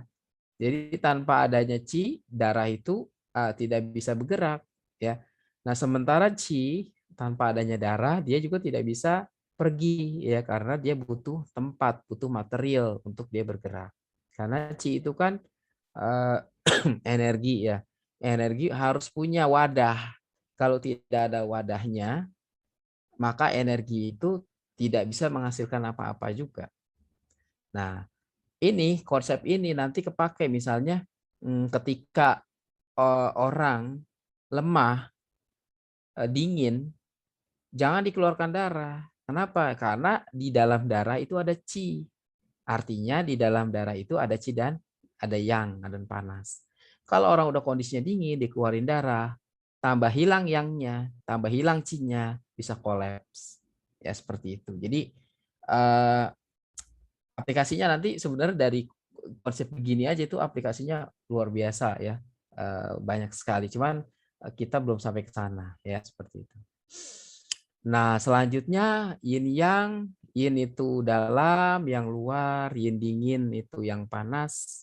Kemudian yin itu defisien, yang ekses, yin itu kronis, yang itu akut. Nah, penyakit-penyakit yang bersifat kronis itu dikatakan bersifat yin ya. Contohnya kalau udah penyakit bertahan, udah berlangsung lama, itu kan akan menguras eh, struktur tubuh ya, orangnya menjadi kurus, layu, sorot matanya menjadi layu, suaranya menjadi lirih ya, geraknya menjadi lambat. Nah, sementara penyakit-penyakit akut ya, penyakit yang datangnya baru itu adalah digolongkan yang. Nah, penyakit-penyakit tersebut biasanya orangnya itu suaranya keras ya, ngomongnya cepat ya, merintih-rintih, teriak-teriak, sakit, nyeri misalnya. Ya, seperti itu adalah yin yang dalam kondisi kronis dan akut. Kemudian tenang ya, tenang itu berarti yin. Jadi kalau pasien yang atau orang yang sakit ya, kondisinya tenang, itu berarti penyakitnya bersifat yin. Kalau dianya gelisah ya berarti penyakitnya bersifat yang. Kemudian kalau mukanya pucat itu udah pasti kondisi yin ya. Kalau mukanya merah itu kondisi yang. Kalau tidak ada haus berarti yin. Kalau ada haus berarti yang. Nah, kalau tidak ada haus berarti kan air atau dingin itu cukup ya. Jadi orang tidak merasa haus. Nah, sementara kalau ya ada haus berarti itu panasnya itu lebih dominan ya. Jadi terjadi penguapan air, jadi orang merasa haus, kering. Ya, seperti itu. Itu adalah dari sisi yin yang ya, berdasarkan ini nanti gejala-gejala di dalam klinik ya, seperti itu. Nah, selanjutnya kita masuk ke yin yang dalam interpretasi perubahan patologi ya. Setelah kita memahami tentang fisiologi ya, kita masuk ke tentang patologi ya. Fisiologi itu adalah kondisi sehatnya, sementara patologi itu adalah kondisi sakitnya. Nah, mekanisme terjadinya penyakit ya. Keadaan di mana bertambah dan berkurangnya yin atau yang apabila sudah melampaui batas daripada fisiologisnya, maka akan menyebabkan hilangnya keseimbangan antara yin dan yang. Nah, hilangnya keseimbangan antara yin dan yang itulah yang menyebabkan terjadinya penyakit. Jadi dalam TCM dianggap orang sakit itu karena hilangnya keseimbangan antara yin dan yang, ya. Nah, apa sebab dari kehilangnya keseimbangan? Ya, karena yin atau yang itu bertambah atau berkurang itu dia telah melampaui batas daripada kewajarannya, daripada fisiologisnya. Seperti itu. Jadi contoh misalnya musim panas ya, yang sangat panas itu kan berarti melebihi batas daripada kewajarannya, atau musim dingin yang dingin sekali, yaitu berarti menyebabkan nanti penyakit-penyakit bersifat dingin ya. Karena apa? Karena dingin ini telah melampaui batas daripada yang seharusnya, seperti itu. Jadi dia akan menguras panas. Sementara panas apabila dia berlebihan dia akan menguras dingin. Ya, seperti itu. Jadi kalau panas menguras dingin, jadi dinginnya habis. Jadi manifestasinya panas. Ya, seperti itu. Begitu juga sebaliknya. Nah, terjadinya penyakit itu kalau kita pandang dari sudut pandang Cengci dan kita pandang dari sudut pandang Xieqi atau faktor patogen, maka terjadinya penyakit itu kalau dari sudut pandang Cengci itu dari aktivitas fungsional dan materi dasar. Kalau dari Xieqi ya itu dari faktor patogen. Faktor patogen itu ada yang angin, panas, kering, dan api, dan ada yang dingin dan lembab. Nah, bedanya apa? Ini bedanya kalau dia penyakitnya karena Cengci, berarti ini penyakitnya tipe defisien. Jadi ini dasar yang cukup penting ya. Mungkin cukup cukup banyak yang nanti bingung ya di dalam praktek itu yang dimaksud nanti ini hubungannya dengan tonifikasi dan sedasi nanti. Nah, saya menemui banyak di lapangan itu terjadi mispersepsi ya atau salah paham tentang tonifikasi dan sedasi ya karena tidak memahami konsep ini. Ya, jadi terjadinya penyakit itu ada dua sebabnya, dari sebab Cengci dan dari sebab Xieqi ya. Cengci itu artinya adalah daya tahan tubuh. Daya tahan tubuh. Nah, sementara Xieqi itu artinya ci jahat atau patogen. Faktor patogen. Nah, kalau penyakit disebabkan oleh Cengci, ini pasti penyakitnya itu adalah defisien. Kalau penyakit yang disebabkan oleh Xieqi, penyakitnya itu adalah ekses. Nah, itu dulu yang dipegang. Kalau kita ngomong Cengci yang sakit, itu defisien. Kalau kita ngomong penyakit yang disebabkan oleh Xieqi atau faktor patogen, maka sakitnya itu adalah ekses. Nah, kemudian kita lihat dari aktivitas fungsional dan materi dasar. Nah, sebelum itu kita lihat dulu nih, kalau defisien berarti ini adalah yin ya. Kalau dia ekses itu berarti adalah yang. Ya. Ini penjelasan ini nanti ada di bagian belakang ya, di tentang pakang ya, 8 dasar. Nah, ya, untuk saat ini diterima dulu aja bahwa Cengci itu adalah yin, defisien itu adalah yin dan ekses itu adalah yang. Nah, kemudian dari si cengci, di mana cengci ini adalah yin, ini kan ada aktivitas fungsional dan ada materi dasar. Nah, kalau udah namanya fungsional, aktivitas itu adalah yang. Dan materi dasar itu adalah yin. Nah, artinya di dalam yin ada yang. Ya, seperti itu. Nah, selanjutnya Qi itu kan yang ya. Nah, ini ada angin, panas, kering, dan api. Ini tergolong patogen yang bersifat yang. Dan dingin lembab itu patogen yang tergolong yin. Maka di dalam yang ada yin. Ya, seperti itu. Jadi yin yang Artinya itu seperti itu. Di dalam yang ada yin, di dalam yin ada yang. Silakan. warnanya itu dibalik aja, soalnya siang itu kan biasanya langsung merah ya ingetnya ya. Oh, Yin itu iya ingetnya betul. biru. Siap, siap, siap. Jadi kayaknya Iya, iya, iya. untuk ngeluarin warna sama itunya Iya, jadi iya sulit. benar-benar. Nah, siap, siap, Oke, siap. makasih.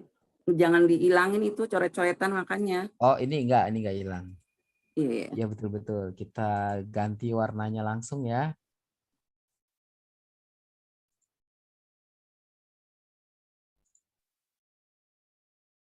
Ini warnanya kurang cocok ya. Ini aja ya. Nah, Sekalian dikirim ulang Pak Semi. oh, nanti saya kirim ada coretannya aja ya, nggak apa-apa ya. Ini ada coretannya. Kok sampai sini ya? Oh, ini keluar dulu ya. Nah, gini ya maksudnya ya.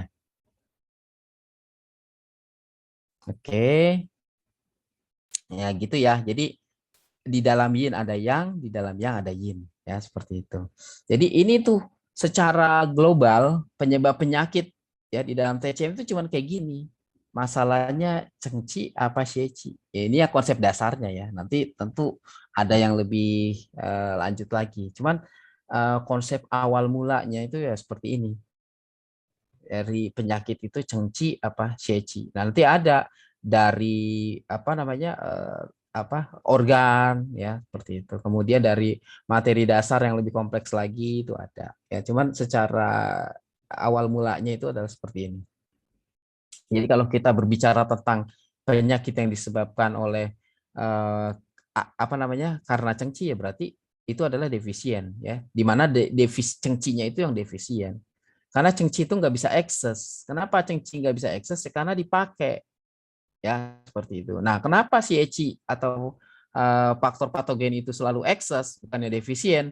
Karena dia datang tambahan. Dia kan datang dari luar, nambah.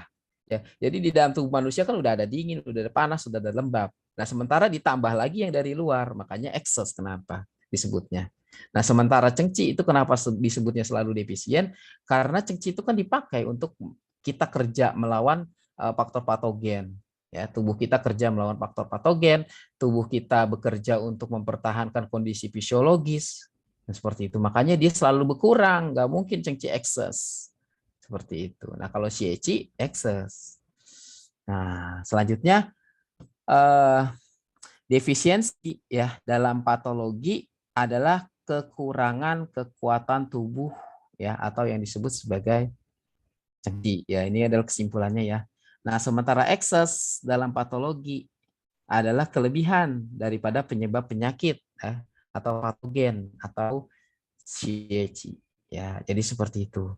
Nah, ini sampai di sini dipahami dulu ya. Jadi karena ini basicnya. Jadi ketika nanti kita berbicara tentang PU atau menambah atau tonifikasi atau She atau sedasi ya atau mengurangi atau reduksi itu ini konsep berpikirnya dari sini ya. Jadi dulu ya ketika saya berdiskusi dengan beberapa orang itu dikatakan gini, ada orang banyak orang yang bingung gini, kenapa orang sakit harus disedasi? Ya seperti itu. Lah bukannya orang sakit itu justru harusnya dikuatkan, kenapa harus disedasi? Nah dia nggak ngerti konsep ini. Jadi yang disedasi ya, kan ini ekses itu kan harus disedasi atau direduksi. Yang disedasi itu bukan organnya, yang disedasi itu bukan materi, bukan ci-nya atau bukan ci pertahanannya. Tapi yang disedasi itu adalah faktor patogen yang kelebihan ya. Artinya disedasi itu adalah dilemahkan atau dikeluarkan, ya seperti itu, atau dihambat. Nah, kalau dia defisien cengci itu harus ditonifikasi ya karena memang dia kurang, jadi harus ditambah. Ya, jadi dulu banyak orang yang bingung kenapa harus disedasi ya. Gitu. Kok seorang sakit kok disedasi? Nah, kurang pemahaman di bagian ini. Jadi mereka hilang ya satu puzzle daripada fondasi teori dasar TCM. Jadi mereka bingung. Ya, jadi di dalam praktek mereka jadi ragu-ragu. Ini kok disedasi ya kata dia gitu. Itu udah lama ya diskusi yang pernah terjadi. Ada pertanyaan? Pak Asmuni kembali lagi ke yang layar sebelumnya, Pak. Ini Bu. Bukan yang tadi ya. Nah, ini nih yang apa yang cengcinya itu mungkin itu harusnya biru ya. Sama bawahnya yang apa? Yang cijahat ini harusnya merah ya. Oh, ya betul betul betul. Ya terbalik. Betul Bu. Terima kasih Bu. Waduh, Sama-sama. luar biasa. Berarti ini ya konsentrasi. Saya nggak konsentrasi bikin modul ini. Ntar ya. Ini ya. Sip. Iya, betul. Nah, iya. Iya, sip. Makasih Bu Lisa ya. Iya, Pak. Nah, gini ya, lebih oke ya. Nah, kita lanjut ya. Mekanisme terjadinya penyakit. Nah, ada kaidah ya. Kelebihan pada satu pihak akan menyebabkan kekurangan pada pihak lain. Jadi kalau ya, yin-nya pasti kurang. Atau kalau yin-nya kurang, yang-nya pasti nambah. Entah dia menambahnya secara kuantitas ya, atau tidak bertambah secara kuantitas, tapi terjadi perubahan kualitas. Tadi yang kan di lingkaran itu kan tadi kita bicara tentang adanya perubahan kualitas dan kuantitas kan. Nah itu nanti kita akan lihat di bagan ya setelah ini. Kemudian kekurangan pada satu pihak akan menyebabkan seolah-olah kelebihan pada pihak lain. Nah ini ada dua ini yang perlu kita cermati baik-baik ya. Ini yang pertama. Kelebihan pada satu pihak akan menyebabkan kekurangan pada pihak lain. Ya, kelebihan. Kata kuncinya kelebihan. Berarti excess ya. Ini excess. Nah, kekurangan pada pihak akan menyebabkan, nah ini ada kata-kata ini, seolah-olah kelebihan pada pihak yang lain. Berarti defisien. Ya, seperti itu ya. Ini warnanya.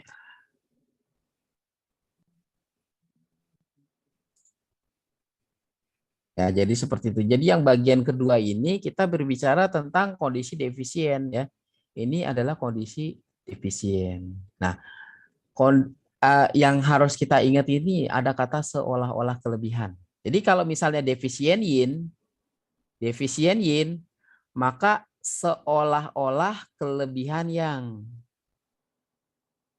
pada aslinya yangnya biasa aja, tapi karena yin-nya kurang, maka seolah-olah yangnya lebih. Nah, kalau yang namanya excess, kelebihan, misalnya excess yin, ya karena memang yin-nya lebih ya. Ini benar-benar yin-nya lebih, maka yang-nya kurang. Gitu. Nah, ini lebih detailnya ke sini ya. Kondisi relatif keseimbangan yin-yang. Jadi yin-yang itu dia punya kondisi keseimbangan ya, keseimbangan yang relatif. Nah, ini kondisi-kondisi yang akan terjadi ya. Yin excess, kalau yin-nya excess dia akan memakan yang, kalau yang-nya excess dia akan memakan yin. Kemudian ada kondisi yin-nya defisien, kemudian yang-nya defisien. Yang defisien juga bisa diikuti oleh yin defisien atau juga sebaliknya. Yin duluan defisien, kemudian yang-nya defisien. Kita akan bahas yang pertama dulu ya, keseimbangan antara yin dan yang. Nah, yin dan yang itu kalau berada dalam keseimbangan yang relatif ya itu proporsinya hampir sama ya. Kalau bisa kita katakan misalnya oke lah ini 50%, ini 50% ya seperti itu. Tapi di dalam kehidupan nyata nggak bisa begini ya. Nggak bisa sama benar-benar sama rata 50-50 karena pasti yang namanya tubuh manusia akan lebih membutuhkan panas dibandingkan dingin. Kenapa ya? Karena kita lihat aja tubuh manusia sehat itu hangat ya. kalau dingin dia sakit. Maka cenderung yang itu lebih dominan dibandingkan dengan yin. Ya, tapi dikatakan relatif ya. Ya, kalau kita benar-benar kita timbang ya, bisa jadi yang itu proporsinya itu 55, sementara yin itu 45. Tetapi kondisi tersebut dia dalam kondisi keseimbangan. Seperti itu. Kenapa ya? Karena tubuh itu pasti membutuhkan lebih banyak yang dibandingkan dengan yin. Ya, untuk mereka, untuk organ tubuh bekerja ya, untuk aktivitas, untuk berpikir ya, seperti itu. Tapi kita anggap 50-50 ya. Nah, pertama kita bahas excess yin. Excess yin itu akan mengkonsumsi yang. Nah, penyakit kalau dia disebabkan oleh patogen yang bersifat yin, itu akan mengakibatkan tubuh akan kelebihan yin. Nah, jadinya bagian tubuh yang bersifat yang itu akan sakit. Hal tersebut akan menyebabkan tubuh menunjukkan penyakit yang bersifat dingin. Nah, dikatakan patogen bersifat dingin menimbulkan sindrom dingin jenis excess ya, jenis se. Ini dibacanya se, excess. Nah, ini gambarnya seperti ini ya. Jadi ini yin-nya,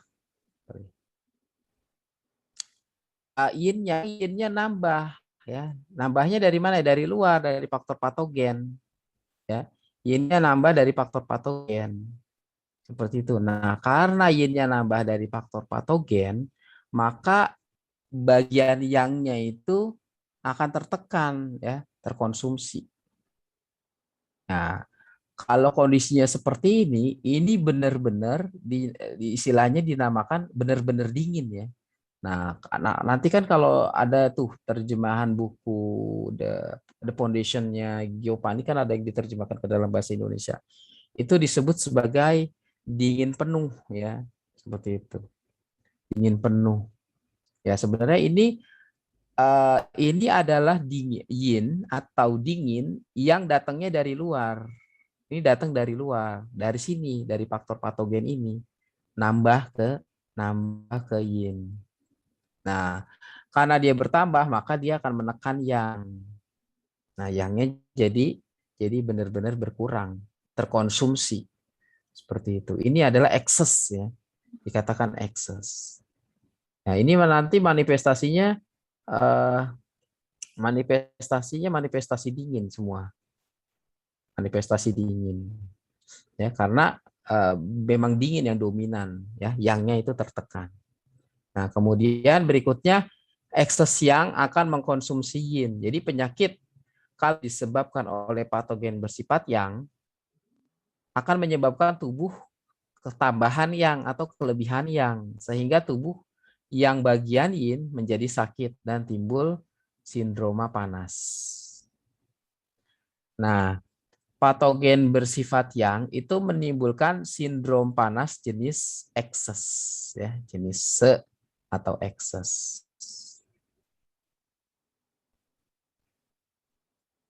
Ya, jadi seperti itu ya. Jadi ada ketambahan panas dari luar. Ini ada ketambahan panas dari luar sehingga bagian yin ini dimakan sama panas. Nah, gejala yang muncul itu benar-benar gejala panas, haus, ya, kemudian tenggorokan kering, ya, bisa nanti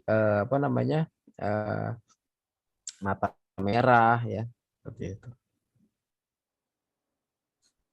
Tergantung nanti sesuai dengan penyakitnya ya. Tapi yang jelas kayak kering itu, tenggorokan kering itu pasti ada, haus itu pasti ada. Kenapa? Karena ini bagian yin-nya atau airnya itu berkurang ya, jadinya kan kering kalau bagian airnya berkurang ya, dia termakan oleh panas ya. Nah, selanjutnya adalah defisiensi yin. Nah, kalau defisiensi yin itu tubuh kekurangan yin akan menimbulkan air tidak bisa menekan api. Jadi bagian yin-nya kan yin itu kan tadi dianalogikan sebagai air ya. Nah, Kalau yin-nya kurang, maka air itu tidak bisa menekan api, maka akan timbul panas. Tapi panasnya itu panas jenis Si atau jenis defisien. Si atau defisien. Nah, dikatakan bahwa defisiensi yin menimbulkan sindroma panas jenis Si atau jenis lemah. Atau kalau di buku itu ada yang bilang dia disebut sebagai panas kosong, ya, tapi kurang tepat ya. Yang tepat itu adalah panas lemah, panas jenis defisien atau panas jenis Si. Jadi seperti ini ya gambarnya. Jadi masalahnya itu bukan pada panasnya, bukan pada yangnya masalahnya, ya. Masalahnya bukan pada yangnya, tapi masalahnya pada yinnya. Yinnya ini yang kurang. Nah, karena yinnya kurang menyebabkan seolah-olah perbedaan antara yin dan yang ini yang jadi masalah. Karena yang muncul ini yang tampak. Nah, sementara yang masalah itu di sini kosong. Gitu. Jadi kelebihan di sini dianggap masalah, padahal masalahnya di sini. Nah, pengobatannya nanti tambah ini, tambah. Jangan dibuang ininya. Kalau dibuang ininya nanti yin-nya kurang, yang-nya kurang. Seperti itu ya. Nah, beda kalau yang sebelumnya. Nah, kalau di sini kenapa ekses itu harus disedasi? Ya karena kita harus buang ini. Ini kita harus buang. Makanya sedasi. Nah, kalau di defisien, kenapa harus kita tonifikasi? Ya karena kita harus tambah. Kita harus tambah ini kekurangannya. Jadi untuk menyeimbangkan atau menyamakan posisinya seperti itu. Jadi kita harus tambah. Nah, di situ konsep daripada tonifikasi dan sedasi. Ya, ini adalah tonifikasi tambah.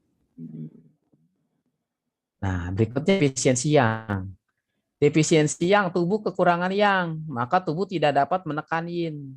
Ya, kalau yangnya itu kurang, maka yinnya yang nggak bisa ditekan, yinnya akan dominan. Nah, disebut sebagai sindrom dingin bersifat lemah atau bersifat Si. Defisiensi yang menimbulkan sindroma dingin jenis Si. Ya, ini bukan sifat ya, ini jenis. Ya, seperti itu. Jadi masalahnya bukan pada dinginnya. Ini kan yang muncul nanti manifestasinya itu dingin. Manifestasi yang muncul itu adalah dingin. Tapi masalahnya bukan pada dinginnya, tapi pada panasnya yang kurang.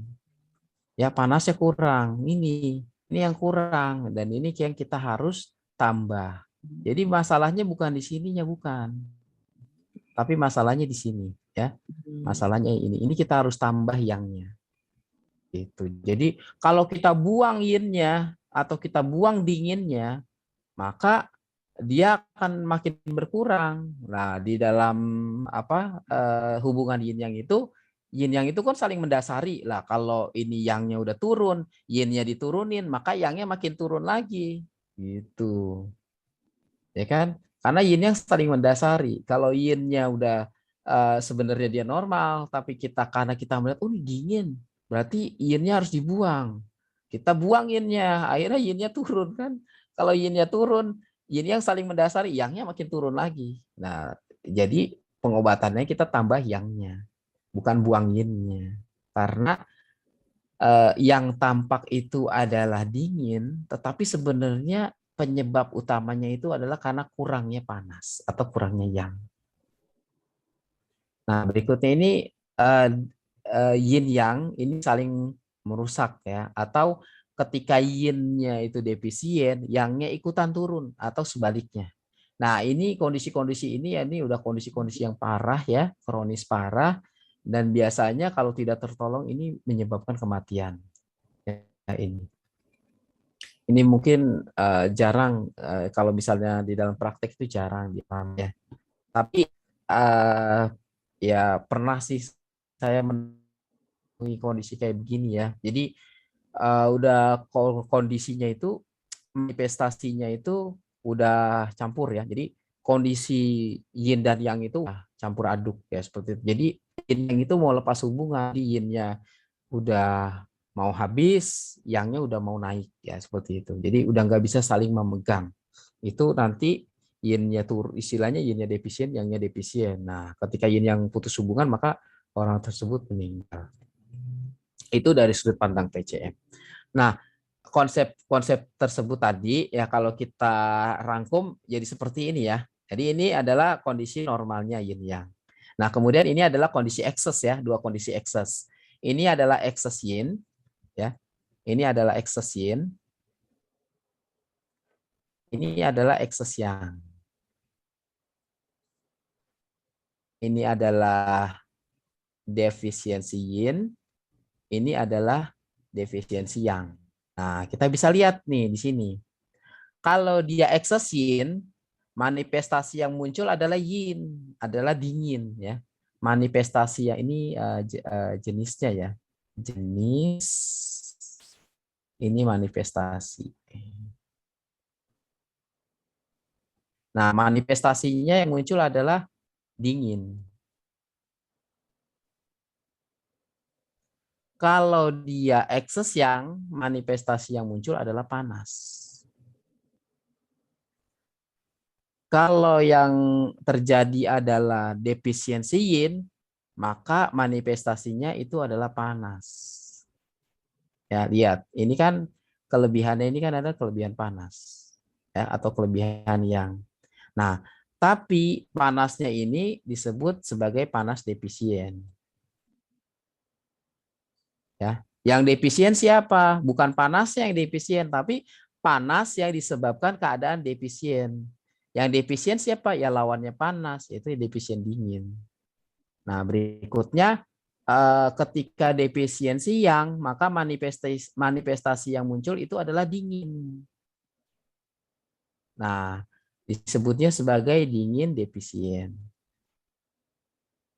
Yang defisien siapa? Lawannya, yaitu panas. Jadi yang defisien itu adalah panas.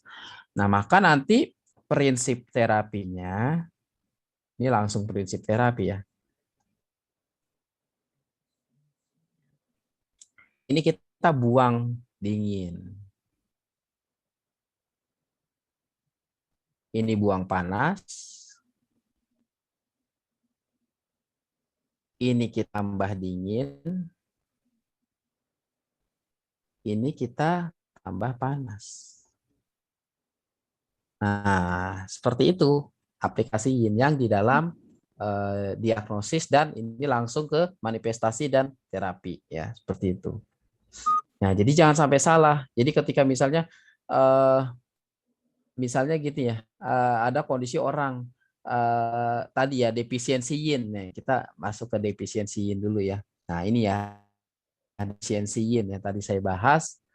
Dia yinnya kurang, maka manifestasi yang muncul adalah panas. Panasnya biasanya terjadi pada sore hari, di mana di waktu yin itu aktif atau waktu yin itu dominan. Maka disitulah yang itu akan timbul. Nah, kita lihat, oh ini panas pada telapak tangan, telapak kaki, ya. Karena kita pikir panas, kita buang panasnya, misalnya dengan pengeluaran darah. Nah, sementara yin-nya aja udah kurang. Darah itu adalah bagian daripada yin.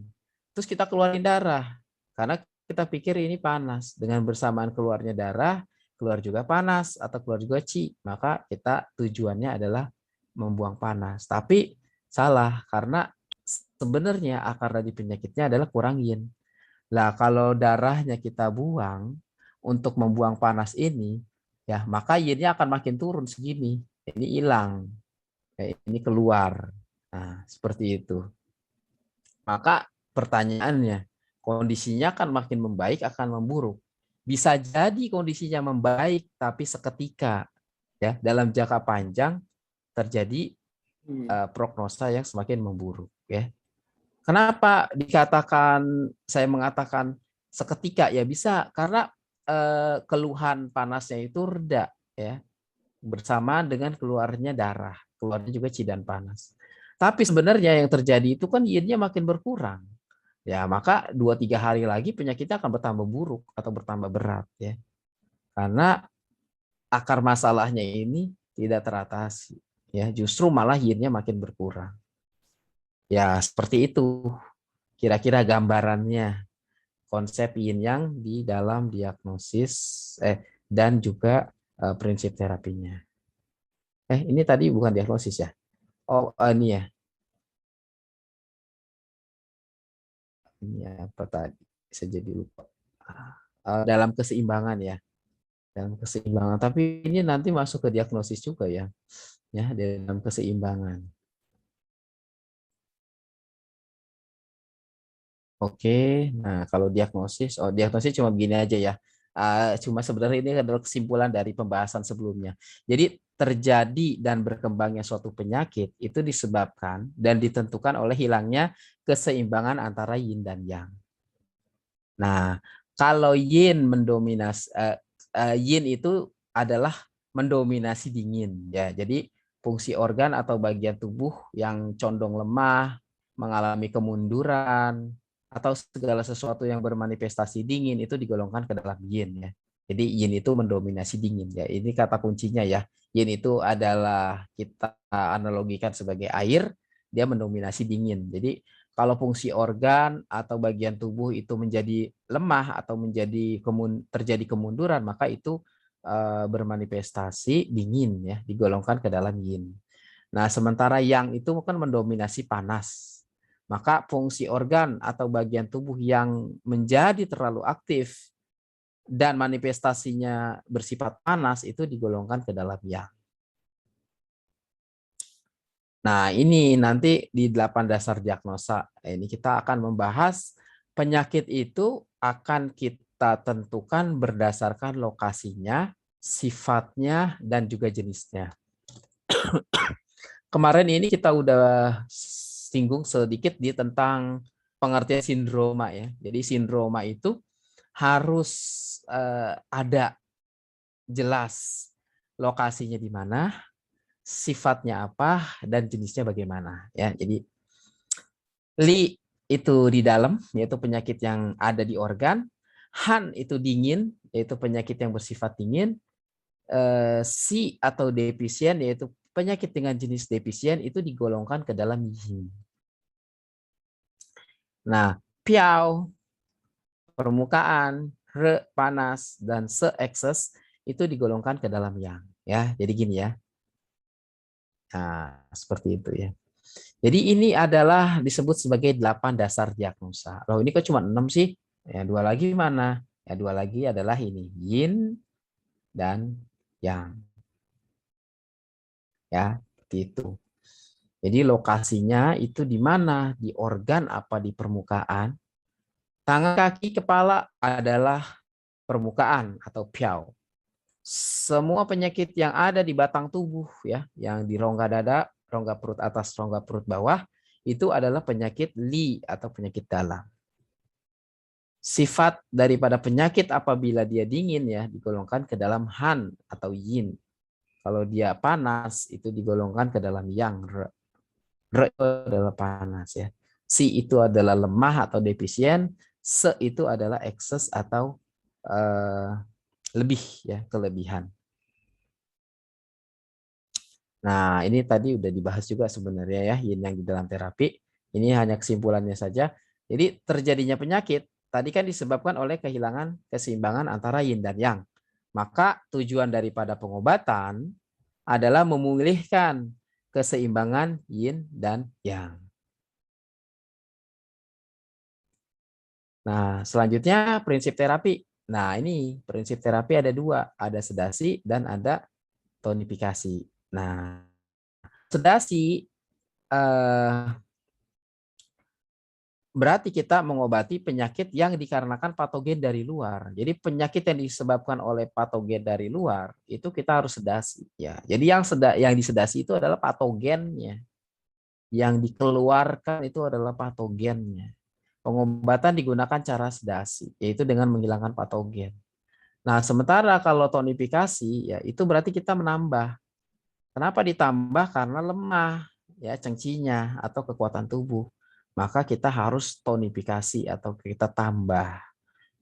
Ya, jadi gitu. Jadi ini adalah yang harus dipahami benar-benar sedasi itu adalah buang patogen, tonifikasi itu adalah tambah cengci. Ya, itu aja gampangnya ya. Sedasi adalah buang patogen, tonifikasi adalah tambah cengci. Ya, ini buang patogen,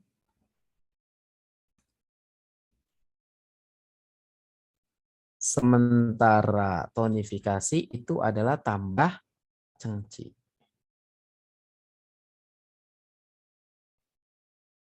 Oke, mungkin sampai situ penjelasan kita hari ini ya, panjang lebar bicara tentang yin yang.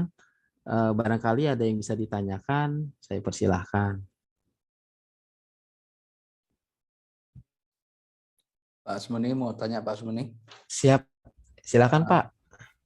Itu kan tadi ada apa namanya ekses dingin, apa namanya seolah-olah dingin, ada Iya, seolah-olah. kata-kata seolah-olahnya ya. Nah, iya, seolah-olah dingin, seolah-olah panas. Iya. Ini kalau kita salah kan bisa fatal. Kita Iya. tahunya dari mana? Kita tahunya dari mana? Gejala manifestasi yang muncul nanti ketika kita belajar diagnosis. Jadi ada ciri khasnya. Oke. Iya. Berarti nanti Jangan ya. dibahas sekarang. Oke, siap. Nah, Nanti itu. gak seru lagi. Oh iya ya. Iya. Nggak apa-apa sudah. Bisa aja sih dikeluarin sekarang, tapi Jangan nggak usah. Santai aja, santai. Iya. Saya nggak Ada keburu-buru. setiap ini kan berarti senggangganya ini ada 4 jenis ini ya. Ada 4 jenis ini ya berdasarkan bagan ini ya. Itu sebenarnya setiap sindroma itu punya ciri khas sendiri. Jadi kita bisa hanya dengan melihat beberapa gejala, oh ini ke sini arahnya. Oh nanti ini sini arah. Sebenarnya ada petanya gitu. Gitu. Jadi ini kan yang penting kita dasarnya dulu udah paham ya. Jadi kita nanti ketika ketemu kasus panas nih, kita harus bertanya, ini panas ekses apa panas defisien? Kalau kita ketemu dingin, kita tanya dulu, dingin ekses apa dingin defisien? Itu dulu dah. Kita tanya. Nanti baru, oh kalau ekses tandanya apa? Kalau defisien tandanya apa? Gitu.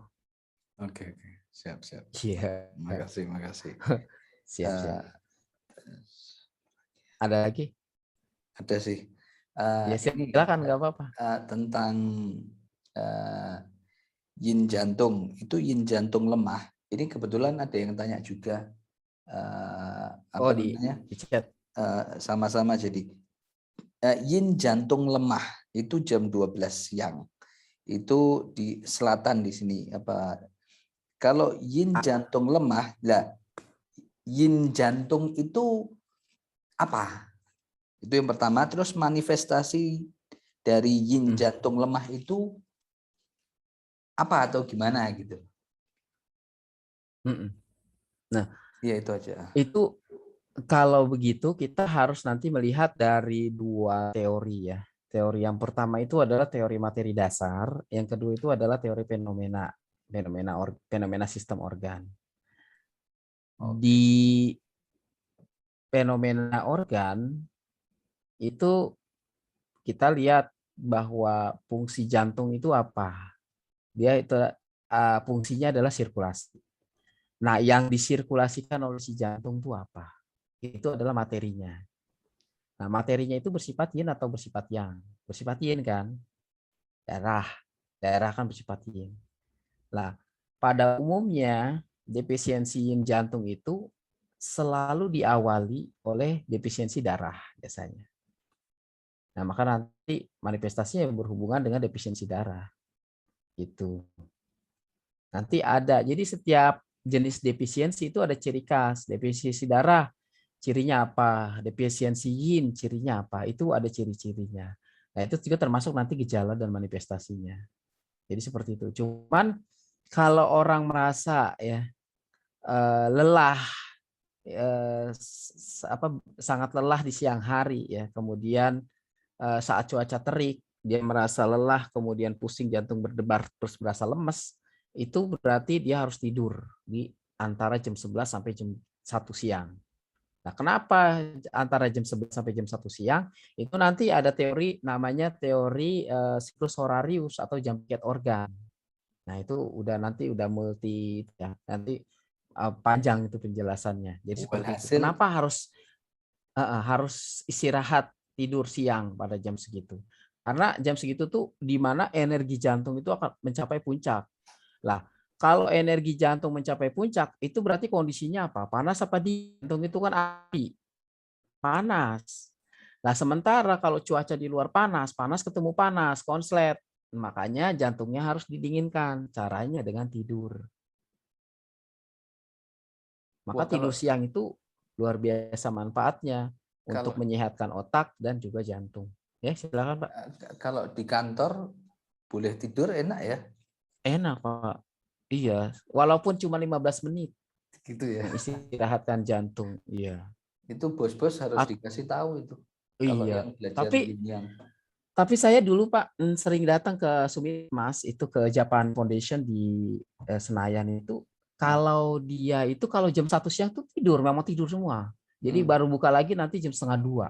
sadar.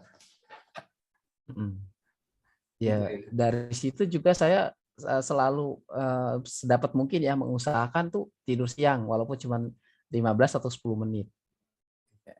Itu luar biasa sih efeknya. Jadi semacam ini loh. Setelah bangun tidur itu pikiran kita tuh akan menjadi lebih segar kembali ya, karena memang jantung kan berhubungan dengan otak ya, seperti itu, dengan sen. Jadi sen kita itu jadi semacam lebih segar kembali ya, sennya akan jadi lebih bertenaga ya, seperti kita bangun pagi juga. Seperti Jadi itu, apalagi kalau sekitar 30 menitan. Ya. kinerjanya jadi lebih bagus gitu ya. Iya, jadi lebih bagus. Iya, siap. Terima Maka kasih. kalau di dalam Islam itu kan ada itunya, Hailulah ya. ada apa? Iya, ya seperti itu. Itu luar biasa. Karena itu memang pas jam piketnya jantung antara jam 11 sampai jam 1. Maka kan tidur siang itu kan boleh sebelum zuhur atau setelah zuhur itu. Bisa tinggal Iya. dipilih sesuai dengan keluangan waktunya. Nah, itu apa khusus di jantung aja ketika siang Oh, aja jam nanti 12? ya itu kekhususan jantung kondisinya seperti itu. Nanti kalau di jamnya ginjal beda lagi, cara kita menyiasati pola hidup kita beda lagi. Di jamnya paru-paru beda lagi. Jadi Ajib. setiap berhubungan dengan organnya masing-masing. Nah, kalau jam 12 Iya. malam itu gimana? Lah, jam 12 malam itu nanti jam piketnya siapa di situ. Oh, iya. Nanti Gitu. karakternya Jadi masing-masing. Kalau ini harus iya, tidur, ini harus masing-masing ini. sesuai dengan organnya. Iya, sesuai dengan organnya masing-masing. Ini Malam belajarnya lever. nanti berarti. Iya. Kalau Siap. liver itu antara jam 1 sampai jam 3 liver. Iya. Jadi Makasih nih, Pak Sony, makasih. contoh lainnya ya, orang itu jam 3 pagi itu akan jauh lebih sehat dibandingkan dia bangun misalnya jam 5. Karena jam 3 pagi itu awal mula dari chi meridian itu dimulai jam 3 pagi. Jam 3 pagi orang bangun itu awal mula chi meridian itu aktif ya. Karena chi meridian itu kan dimulai dari paru-paru. Nah, jam 3 pagi sampai jam 5 pagi itu adalah jam piketnya paru-paru. Nah, maka jam segitu tuh kita harus bangun. Supaya apa? Menyesuaikan ritme hidup kita dengan ritme perputaran chi di dalam tubuh. Nah, kalau udah semakin sesuai antara ritme chi di dalam tubuh dengan ritme hidup kita itu insya Allah kondisi kesehatan kita itu bagus ya, seperti itu. Memang seperti itulah kita makanya di Huang Tinejing itu kan ada di bagian-bagian awal itu dikatakan gini, kenapa sih orang zaman dulu kok hidupnya itu umurnya panjang-panjang, kemudian kok orang zaman sekarang kok rasanya umurnya makin kemari makin pendek gitu kan, kenapa? Ya karena orang dulu itu hidup menyesuaikan dirinya itu dengan lingkungan ya, mereka memakai pakaian tebal di musim dingin, memakai pakaian yang longgar dan tipis di musim panas. Mereka hidup tidak terlalu nafsu ya, tidak terlalu mengejar dunia istilahnya. Mereka hidup bersesuaian dengan alam, makan makanan apa yang mereka dapat ya, seperti itu. Nah, kalau kita orang zaman sekarang makannya kebanyakan makanan olahan. Kemudian hidup kurang begitu sesuai dengan keadaan alam ya. Contohnya kita tidur malam dengan penyejuk udara misalnya. Walaupun musimnya juga musim dingin, ya tambah dingin. Ya seperti itu. Kemudian banyak juga fenomena orang sakit lutut, tapi kalau kemana-mana naik motor pakai celana pendek, ya itu kan berarti tidak sesuai dengan kondisi ya seperti itu. Ya itulah kenapa nanti ya, Insya Allah dalam setiap pekan kita akan berikan rekaman tentang isi daripada Huang Tineging. Ya mungkin terjemahannya tidak sepresisi ya kalau orang yang ngerti bahasa Mandarin karena kita terjemahin dari bahasa Inggris. Ya, tapi kita bisa mengambil intisarinya ya. Harapannya seperti itu. Jadi apa yang kita pelajari tentang TCM itu kita tahu juga tuh sumber asalnya atau sumber dasar daripada teori TCM itu, yaitu kitab Huang Tineging. Ya, kebetulan nanti yang diterjemahkan itu atau yang dibikin voice note itu adalah masih Suen ya. Kalau Lingsu, jadi Huang Tineging itu kan terdiri dari dua ya. Suen, pertanyaan sederhana, dan Lingsu. Ya, Lingsu itu nanti berhubungan dengan terapi akupunktur ya. Sementara Suen itu berhubungan dengan teori-teori dasar ya, seperti itu. Ya, nanti di situ akan kita temukan banyak banyak pelajaran-pelajaran petuah-petuah ya, filosofi-filosofi. Ya, seperti itu. Oh, nanti Pak Asmuni mau ngasih itu berupa PDF atau suara? Enggak, berupa suara ya, saya rekam. Oh, ajib. Keren tuh Pak Asmuni. Iya. Masya Allah. Insya Allah setiap Jumat ya, Insya Allah setiap Jumat kita kirim. Siap. Makasih. Ya. Ada pertanyaan lagi terakhir, boleh?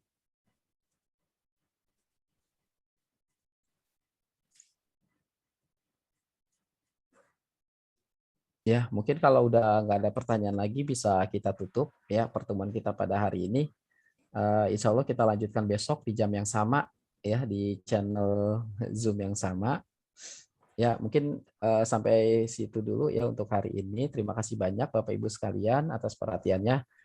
Semoga bermanfaat. Kalau misalnya masih ada yang kayak masih ada kurang ini ya, masih ada yang belum nyantol gitu di kepala, ya bisa ditanyakan di grup di Telegram ya. Nanti grup Telegram itu untuk kita diskusi materi ya. Nanti sekiranya ada perlu gambar atau apa itu nanti akan saya kirim ke sana untuk menunjang penjelasan seperti itu. Dan channel itu nanti akan dikhususkan isinya untuk upload materi dan hasil rekaman. Oh, kebetulan hari ini kayaknya saya ini deh nggak ngerekam deh malah. Enggak, Iya, aman. nggak Aman. ya. Alhamdulillah, iya. Lupa, Allah. baru di tengah jalan baru ingat. Ya seperti itu. Insyaallah. Ya mungkin seperti itu. Ya, kalau ada yang mau bertanya silakan aja ditanya. Jadi kalau sesuai dengan pembahasannya dan saya mampu jawab, insya Allah saya jawab. Kalau misalnya ternyata saya nggak ngerti ya atau belum sampai ke sana ilmunya, ya insya Allah akan saya carikan, atau kalau belum ketemu ya saya bilang saya belum sampai. Ya mungkin seperti itu. Mungkin seperti itu ya Bapak Ibu sekalian. Terima kasih banyak. Ya, Assalamualaikum warahmatullahi wabarakatuh. Wassalamualaikum warahmatullahi wabarakatuh.